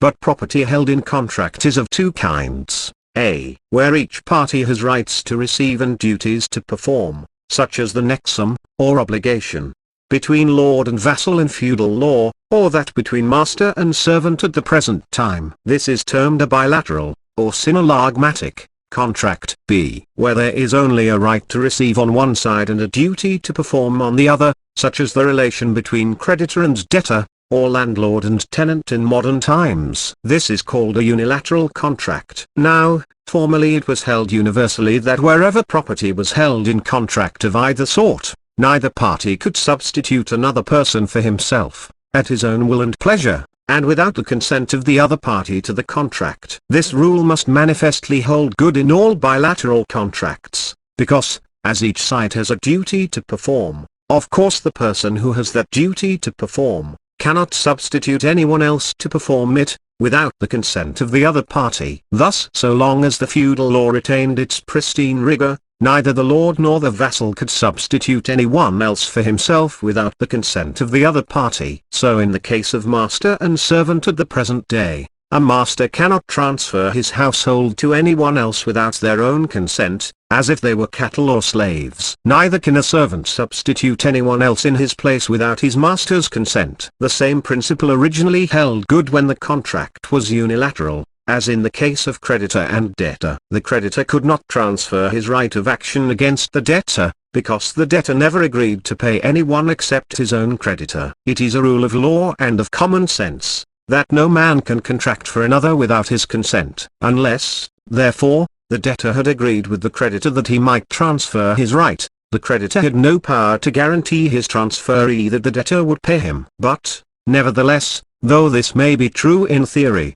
the party in an obligation of this form who has the right to demand soon begins to insist upon the power of transferring this right, like any other property. And there is a very good reason for this. For in the obligation, or contract, of debt, there is manifestly a strong distinction between the two parties, the creditor and the debtor. The debtor cannot substitute another debtor for himself, because the creditor may not have the means of knowing the solvency of the substituted debtor. Therefore, by the very nature of things, the consent of the creditor is indispensable to the substitution of a new debtor. As for instance, no one can compel his creditor to take payment of a debt in the notes of a country banker. But the case of the creditor is different. If a person really owes a debt and has the means of paying it, it cannot make the slightest difference to him, whether he pays it to A or to B, provided he can get a discharge for it, and is not called upon to pay it twice over. Hence it is evident that whilst the assignment of a new debtor might seriously prejudice the creditor, the assignment of a new creditor can be no real prejudice to the debtor. The Romans did not till a very late period adopt the practice of recording the evidence of debts in written documents, the delivery of which is equivalent to the delivery or transfer of the credit itself. Accordingly, if the transfer of a debt was to take place, it was necessary for the three parties, the creditor, the debtor and the transferee, to meet together, and then they agreed before witnesses that the creditor might transfer his right against the debtor to the transferee. When this was done, the creditor was discharged from his debt to the transferee, and at the same time he discharged the debtor from his debt to him. The contract established between the transferee and the original debtor was termed a novatio, and the assignment of the debtor to the transferee as a new creditor was termed delegatio. When this transaction was completed, the transferee might sue the debtor in his own name, as there was now a privity of contract between them. But the creditor could not transfer his debt to anyone else without the consent of the debtor, because he could not undertake that the debtor should pay it. In early Roman times no one could sue as attorney for another. But in process of time this rule was relaxed, and parties were allowed to be represented by attorneys. The transferee of a debt was then allowed to sue as the attorney of the transferor. But in the year 224 AD the necessity for this formality was abolished, and by a constitution of the Emperor Alexander Severus, the absolute freedom of the sale of debts without the knowledge and consent of the debtor was recognized and allowed. And since that time a debt was as freely saleable as any other chattel by the general mercantile law of all Europe. This clears up an obscurity about the law of bills of exchange. It has sometimes been doubted when bills of exchange were made transferable, as there are no words of transferability in the earliest specimens of bills which remain. But the fact is that they required no words of transferability. They were so by the general law of the Roman Empire. The rule of the common law of England with respect to the transfer of debts was exactly the same as that of Rome. A creditor could not transfer his right to anyone else so as to enable the transferee to sue the debtor in his own name, without the consent of the debtor. But if the parties met and agreed to the transfer of the debt, then the transferee might sue the debtor because there was a privity of contract between them. It was also held in a series of decisions extending from the reign of Edward III to William III, that if a debtor, or obligor, gave a written instrument made transferable to assignees, then that the creditor might transfer this instrument to anyone else, and that the assignee might sue the debtor in his own name. If, however, the creditor transferred his right without the consent of the debtor, the transferee could not sue in his own name, but he might sue in the name of the transferor. Equity, however, adopting the law of the Pandects of Justinian, always allowed the creditor to transfer his right to anyone else, and would compel the transferor to allow the transferee to sue in his own name, or if that was not possible for any reason, it would allow the transferee to sue in his own name. Such was the state of the law until the passing of the Supreme Court of Judicature Act in 1873, which enacted that from the date of the act taking effect, the rules of equity should prevail over the rules of common law wherever they conflict. This act came into operation on the 1st of November, 1875, on which day the sale of debts became absolutely free in England, and thus the law of England is now the same as has been the law of all Europe since the constitution of Alexander Severus in 224 AD.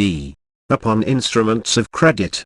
22. Credit, or debt, then being an exchangeable right, or to an economic quantity, a commodity or merchandise, which may be bought and sold, cannot of course, in that form, be the subject of manual delivery. The Greeks hit upon the plan of recording this right upon a material, and when this was done, the right itself was capable of manual delivery, like any other chattel. When the right is recorded on paper, this paper is in English law termed an instrument, and it must be observed that in this case the word instrument bears a technical meaning which is often overlooked. The word instrument has two meanings which are often not distinguished. Sometimes it means a tool, or means, or implement by which something is effected. Thus, Smith speaks of money as or the great instrument of exchange, instrument of commerce. But also bills and notes are often spoken of as instruments, or as instruments of credit, or instruments of debt. Now it must be carefully observed that in the expressions, instruments of credit and instruments of exchange, the word instrument has two distinct meanings which are often overlooked. In instruments of exchange it signifies the means by which circulation or exchange is effected. In instruments of credit it means a record, or document, of the debt. In Roman law the word instrument means any evidence, whether oral, or written, by which the court or a judge is instructed as to the merits of the case, or informed of a fact. In English law however it is restricted to written evidence, and thus it is exactly equivalent to the word document, which is any writing which teaches or informs the court of a fact. It means simply a written record. This meaning is very common in English, thus out of innumerable examples we may quote from Hallam, is abundantly manifest by the instruments of both the kings by mutual instruments executed at Calais. Thus in these cases the word instrument means a document, or record. Hence an instrument of credit or debt, means any written evidence of a debt, and in courts of law and legal treatises these documents are invariably termed instruments. Instruments of credit are of four forms. 1. Orders to pay money. 2. Promises to pay money. 3. Credits in banks, termed deposits. 4. A mere acknowledgement of a debt usually called an IOU.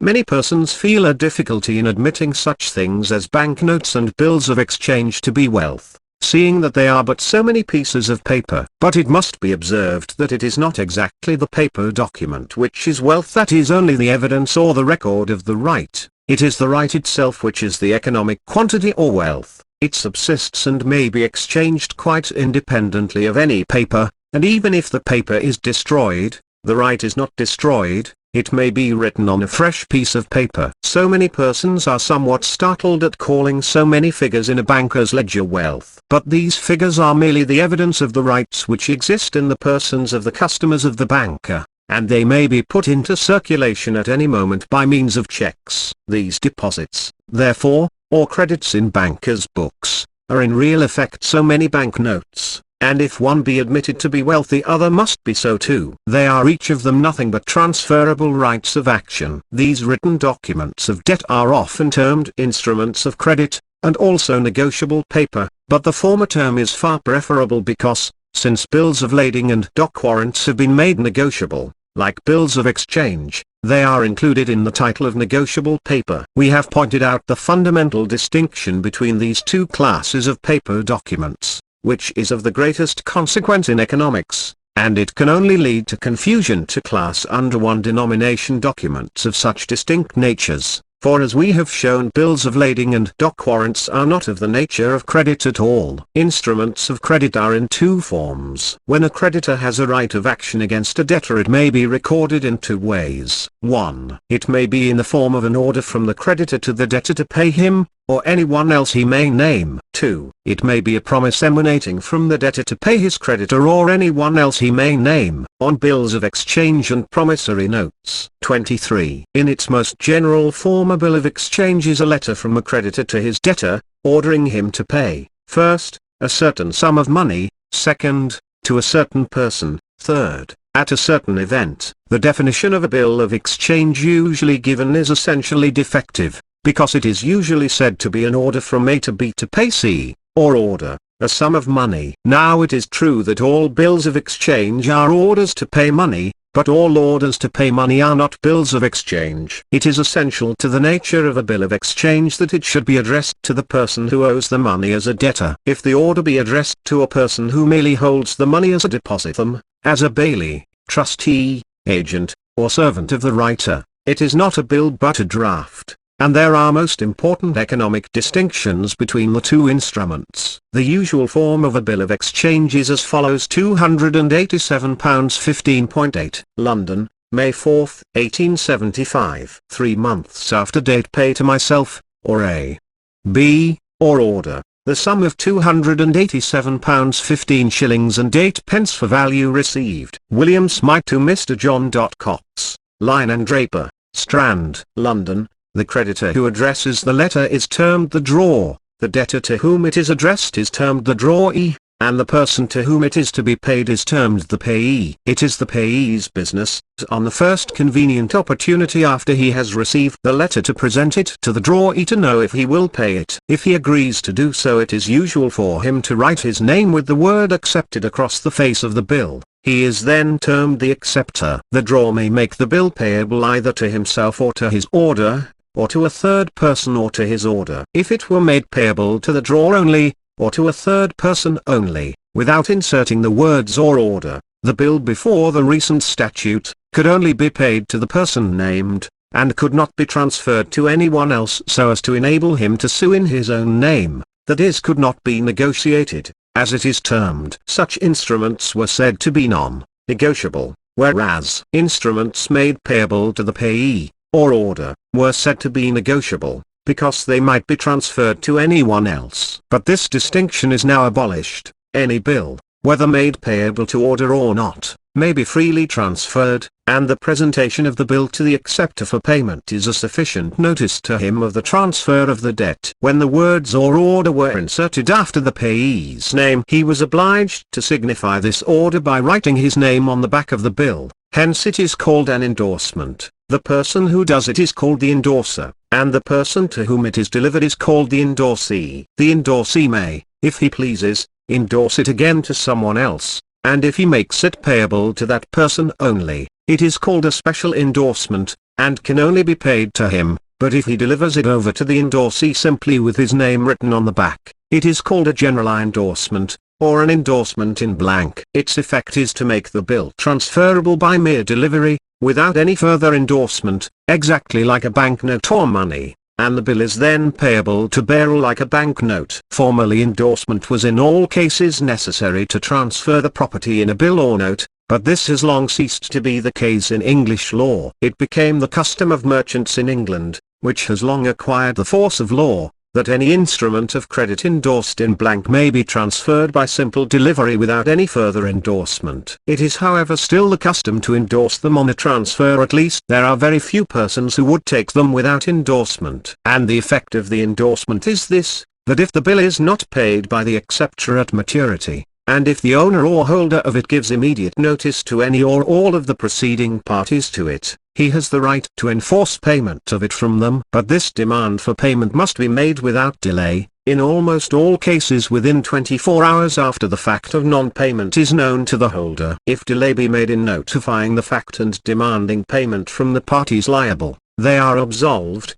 and the holder's remedy is gone. Thus in modern practice, the endorsement is merely a limited warranty of soundness. There is no other difference between buying goods or money with a bill, with or without endorsement, than between buying any other such article as a horse, a watch, or a carriage, with or without a limited warranty. It is in all cases a sale. In the case of a bill taken without an endorsement, or a horse bought without a warranty, the sale is final and conclusive. In the case of a bill taken with an endorsement, or a horse bought with their warranty, the sale may be cancelled if the defect be discovered, and the demand made within the time limited, otherwise it is also final and conclusive. The general rule of English law now is that if any instrument of credit whatever, whether it be a banknote or a bill of exchange, be taken in exchange for goods or money in any transaction without endorsement, or if the period allowed for making the claim in the case of an unpaid bill be suffered to elapse, it is a final closing of that transaction, and the receiver has no remedy against the transferor. If the instrument is not paid, the payment is,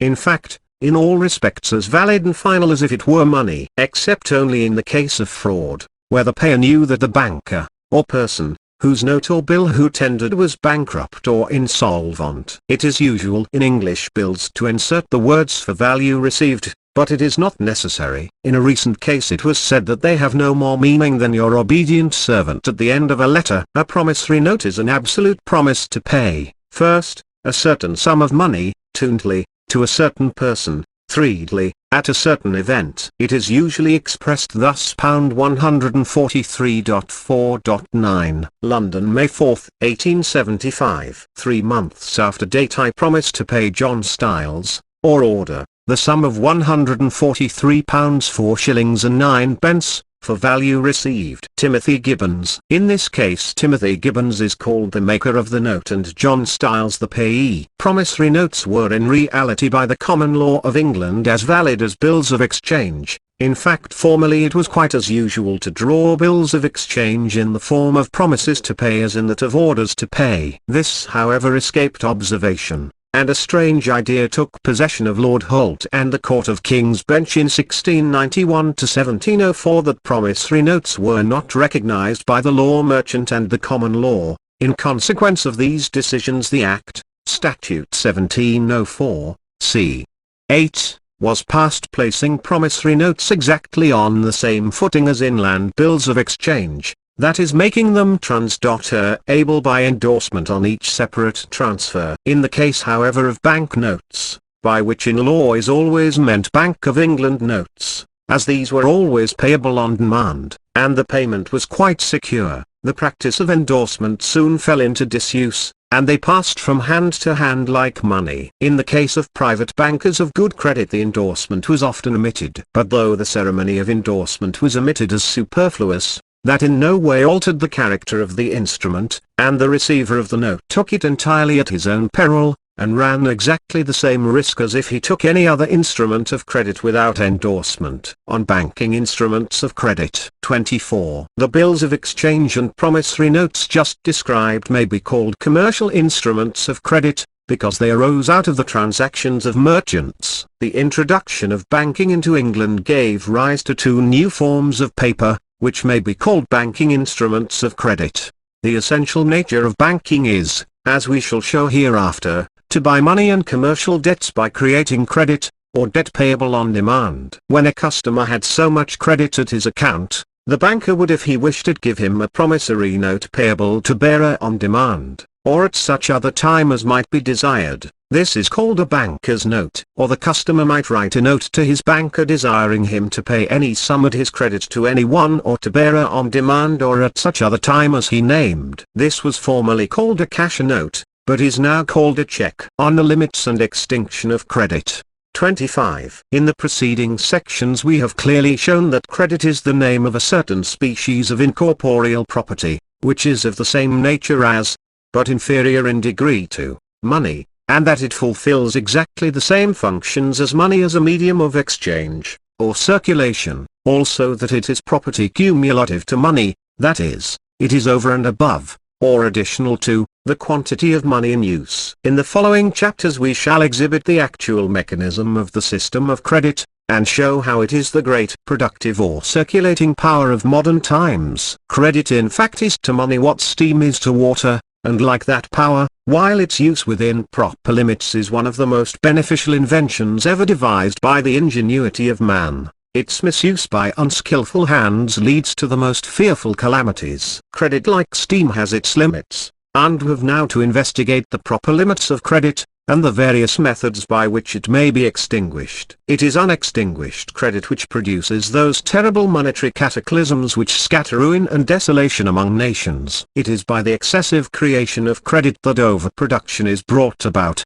which causes those terrible catastrophes called commercial crises, and the inability of credit shops to extinguish the credit they have created, commonly called the failures of banks, is the cause of the most terrible social calamities of modern times. The true limits of credit may be seen from the etymology of the word, because all credit is a promise to pay something in future. And that something, whatever it be, is the value of the promise. That something need not be money. It may be anything else. The practice of interest, or usury, was in force before the invention of money. It may be a promise to do something. As an example of this we may take a postage stamp, which is a promise by the state to carry a letter, and this service is the value of the stamp. Now everyone knows that a postage stamp is a valuable thing. It passes currently as small change. People take postage stamps as equivalent to pence, because they often wish to send letters by the post. Postage stamps are credit, and the regulation that they may be converted into money at any post office makes them in all respects part of the currency of the country. They are in fact 1d.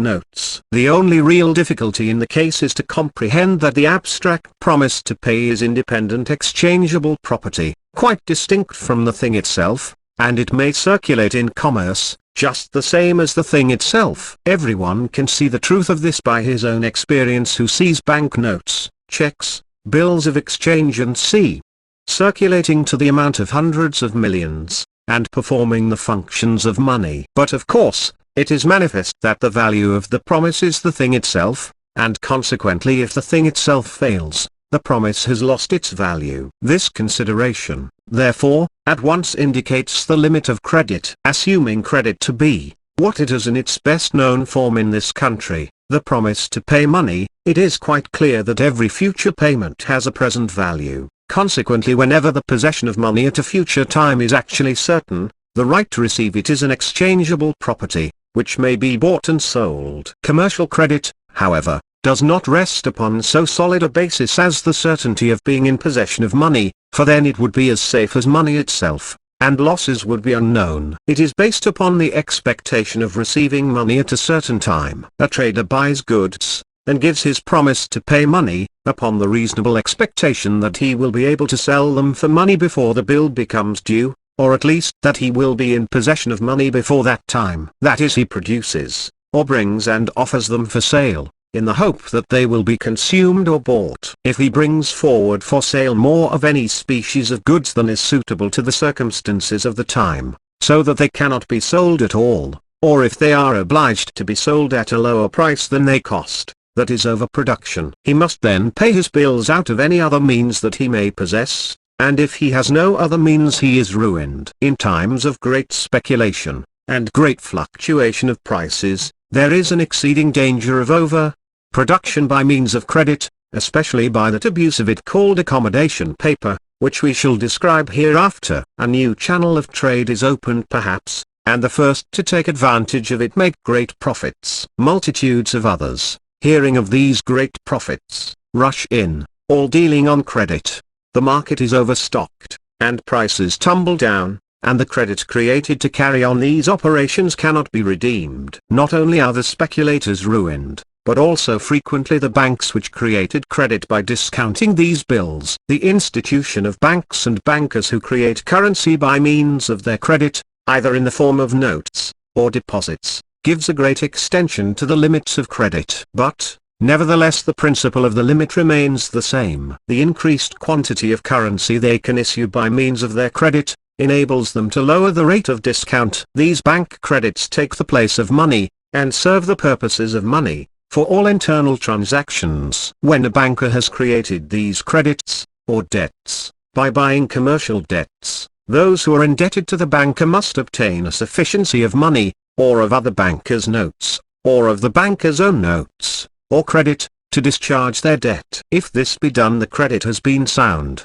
payment in all these forms being absolutely equivalent. Hence we see that credit is never excessive, no matter what its absolute quantity is, so long as it always returns into itself. On the extinction of credit of debts. 26. We have now to consider the various methods by which credit, or debt, is extinguished. Credit being the right to something to be paid or done, of course the payment or the performance of the thing promised extinguishes the credit, or debt. Commercial credit in this country is always expressed to be payable in money, and it is often supposed that bills of exchange are always paid in money. But there are several methods by which credit is extinguished besides payment in money. And in this country the quantity of bills of exchange which are paid in money is infinitesimal compared to those paid in other ways. We have now to examine the various methods of extinguishing obligations. These are: 1. By release, or acceptulation. 2. By payment in money. 3. By renewal,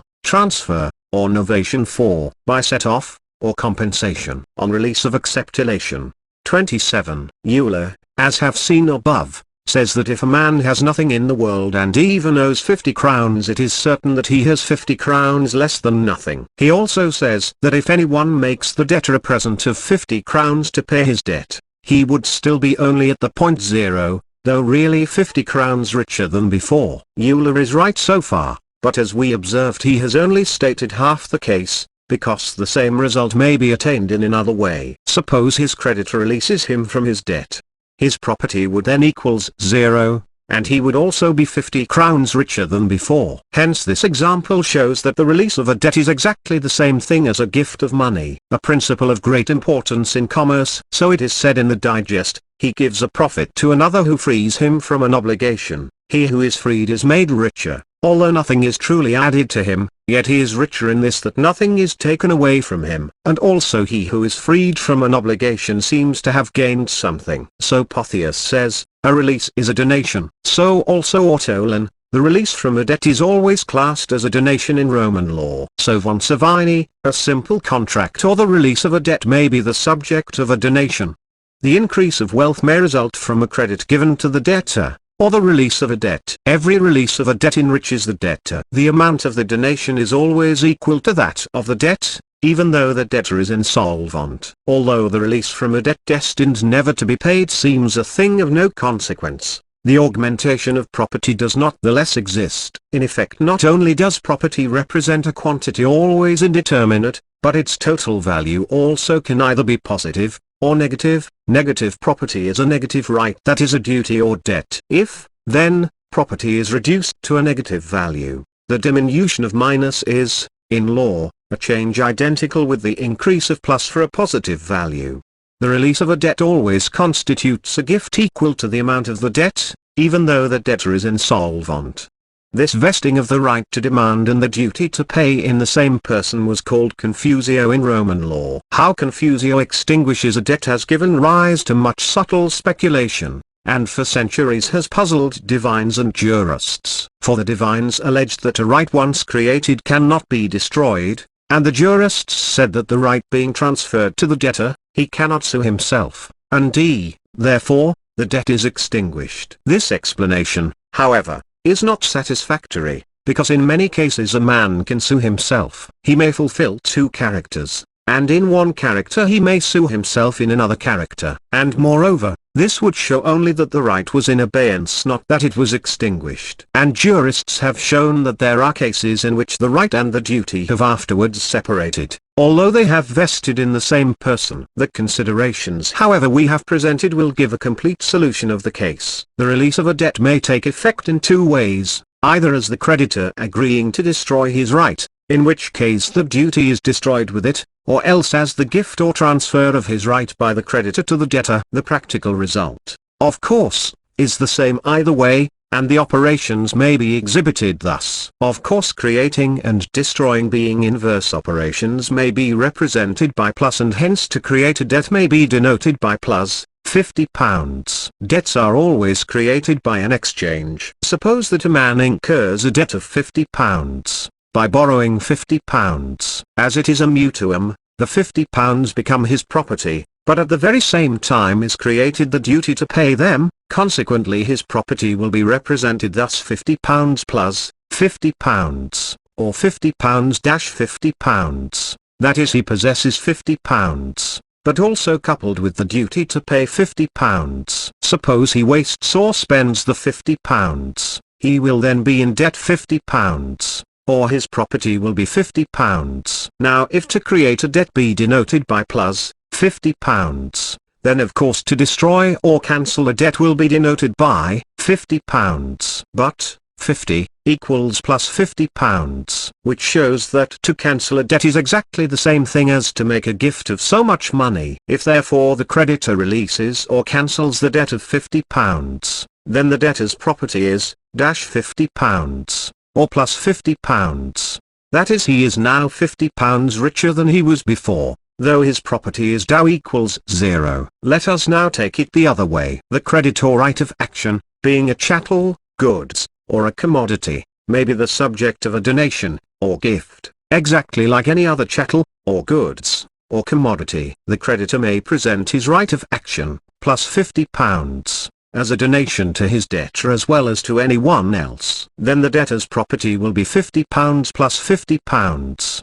A. These two quantities cancel each other exactly like plus a and on the same side of an equation, and they vanish together. The right is not in abeyance, it is absolutely extinguished, and the plus £50 ceases to exist as an economic quantity as well as the £50, or the debt, and thus the obligation is absolutely extinguished. But it is only in the case in which the person has the right to demand from himself as well as the duty to pay to himself, that the contract is extinguished, because a man's property may be represented by £50 plus £50, and therefore, for practical purposes, only equals 0, and yet these two quantities will not extinguish or cancel each other. Suppose a person owes a £50, and at the same time holds £50 of a banker's notes. In such a case his property is £50-£50, and in substance equals 0. But in this case the plus £50 and minus £50 do not cancel each other, and the plus £50 is not extinguished as an economic quantity, for he may pay them away in commerce. Suppose a banker A holds £100 of another banker B's notes, and B also holds £100 of A's notes. Then the property of each banker is plus £100. But in such a case the plus £100 and their £100 do not cancel each other, and though it may be said that the property of each banker, so far as these notes are concerned, is 0, yet there are in existence £200 of economic quantities. Hence it must be carefully observed that it is only when the right and duty emanate from the same source, and when they are again revested in the same source from which they emanated, that they are extinguished and cancelled as economic quantities. We will only mention another case in which the release of a debt is equivalent to a payment in money. Suppose a bank issues notes which circulate among the public. Suppose the bank proposes to increase its capital, and invites subscriptions. Then if the holders of its notes wish to subscribe, they may pay the bank's own notes to it as their subscription. That is, they release the bank from its debt to them, and this is increase of capital to the bank. Or if a customer of the bank wishes to subscribe, he simply gives the bank a check on his account,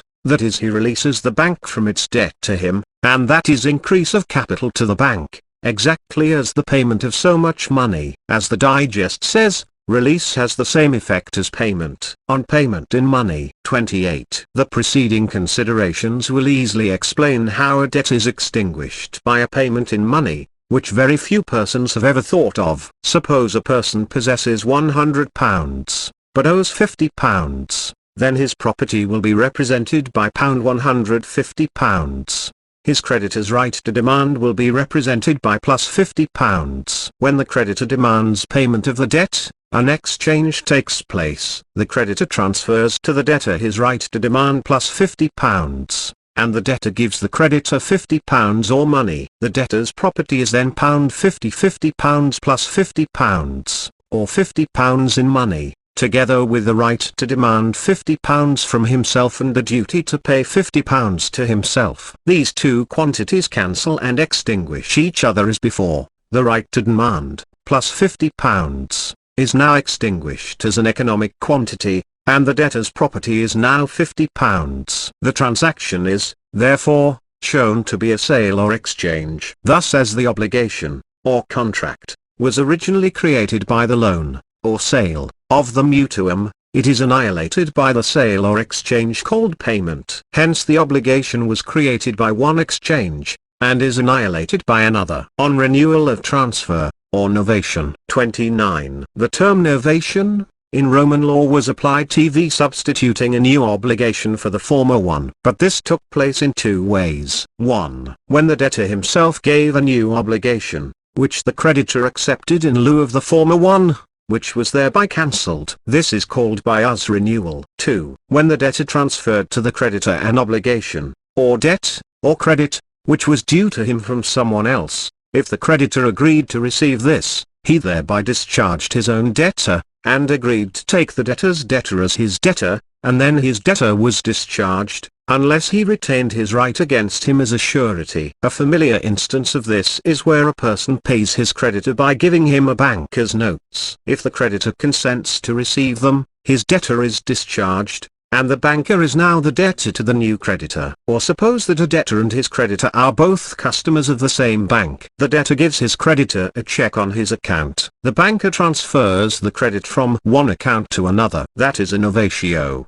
The banker is freed from his debt to the transferor, and becomes debtor to the transferee, and the transferor is freed from his debt to the transferee. When the debtor expressly consented to the transfer of the debt, it was called a delegatio, and the debtor was said to be delegatis. The novatio was also called transfusio. The novatio was the same thing as a payment in money. As is said in the digest, the term payment includes not only payment in money, but also the transfer of a credit. This kind of novatio is also termed an exchange in commerce, when effected by persons living in different places. A person living in one place may be debtor to one person living in another place and creditor to another person living in the same place. If these debts were to be settled by payments in money, it is evident that it would require two transmissions at considerable expense. The matter may evidently be settled by the creditor living in the first place giving his creditor living in the other place an order upon his debtor living in the same place. It is exactly the same thing in principle as a person paying a debt by giving his creditor a check on his banker.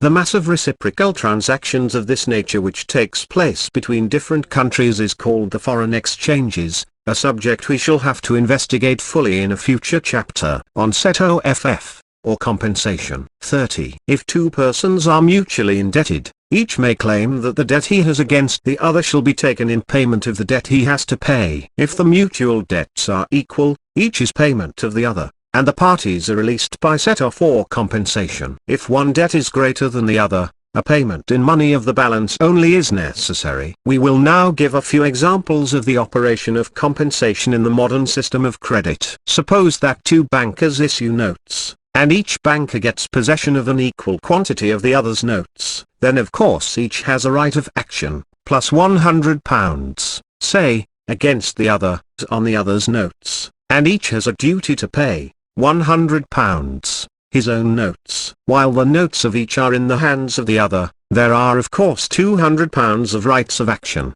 or credit, or debts, or economic quantities in existence. But when they meet to adjust the payment, each transfers to the other the right of action he has against him, in satisfaction and payment of the debt due from himself. By this means each has the right of action against himself, and the duty to pay himself. And thus, as we have seen already, both contracts, or obligations, are extinguished, and the £200 cease to exist as economic quantities. So as another example, we may take the case of a banker discounting a merchant's acceptance, and issuing notes. Suppose that when the merchant's acceptance falls due he has go into his possession an equal amount of the banker's notes. When the banker demands payment of the merchant's acceptance, the merchant tenders him an equal amount of his own notes. Each, then, has now got the right of action and the duty to pay himself, vested in himself, and consequently the two contracts or obligations are annihilated. Or suppose that two merchants have given acceptances to an equal amount,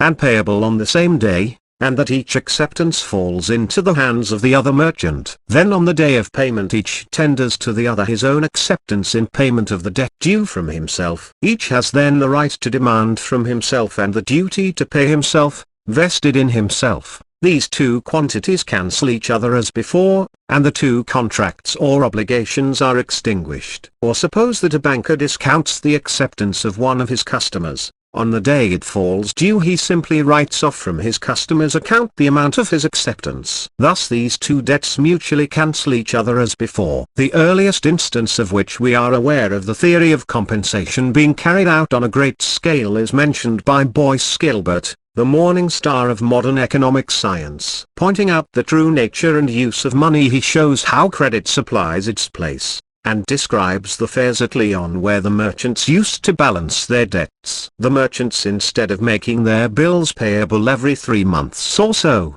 by which they would have had to keep a large stock of bullion unemployed ready to meet them, made them payable only at the fair of Lyon. The bills circulated throughout the country, and got perhaps covered with endorsements. At a certain period during the fair the merchants met for a general settlement of accounts, and Boyce Gilbert says that by this means transactions to the amount of 80 millions were settled by simple compensation, without requiring a sou in money. Thus we see what a prodigious extension of the system of credit, the means of extinguishing credit by other methods than payment in money gives. And having explained how credit is created, exchanged or sold, and extinguished, we shall in the following chapters exhibit the mechanism of the great system of credit. The system of credit is divided into two great branches, commercial credit and banking credit. In the first, merchants buy commodities by means of credit, payable at a certain time after date. The second is where bankers buy these commercial debts, or credits, by creating credits of their own payable on demand. Commercial credit is always created terminable at a fixed time, and is always intended to be extinguished at that time. Banking credit is usually created payable on demand, and must be capable of being paid, if demanded, but it is not intended to be extinguished. On the contrary, it is created with the hope and expectation that it will not be extinguished, but that it will continue in existence and do duty as money. There is no necessity that it ever should be extinguished. It may be transferred from one account to another in the same bank, and from one bank to another to the end of time. It is perfectly possible that much of the banking credit which exists at the present day, may have been originally created by the very first banks founded in this country, and there is no necessary reason why it should not continue to the end of time. Money is a very expensive machine to purchase and keep up, but banking credits cost nothing to create, and they may be absolutely indestructible.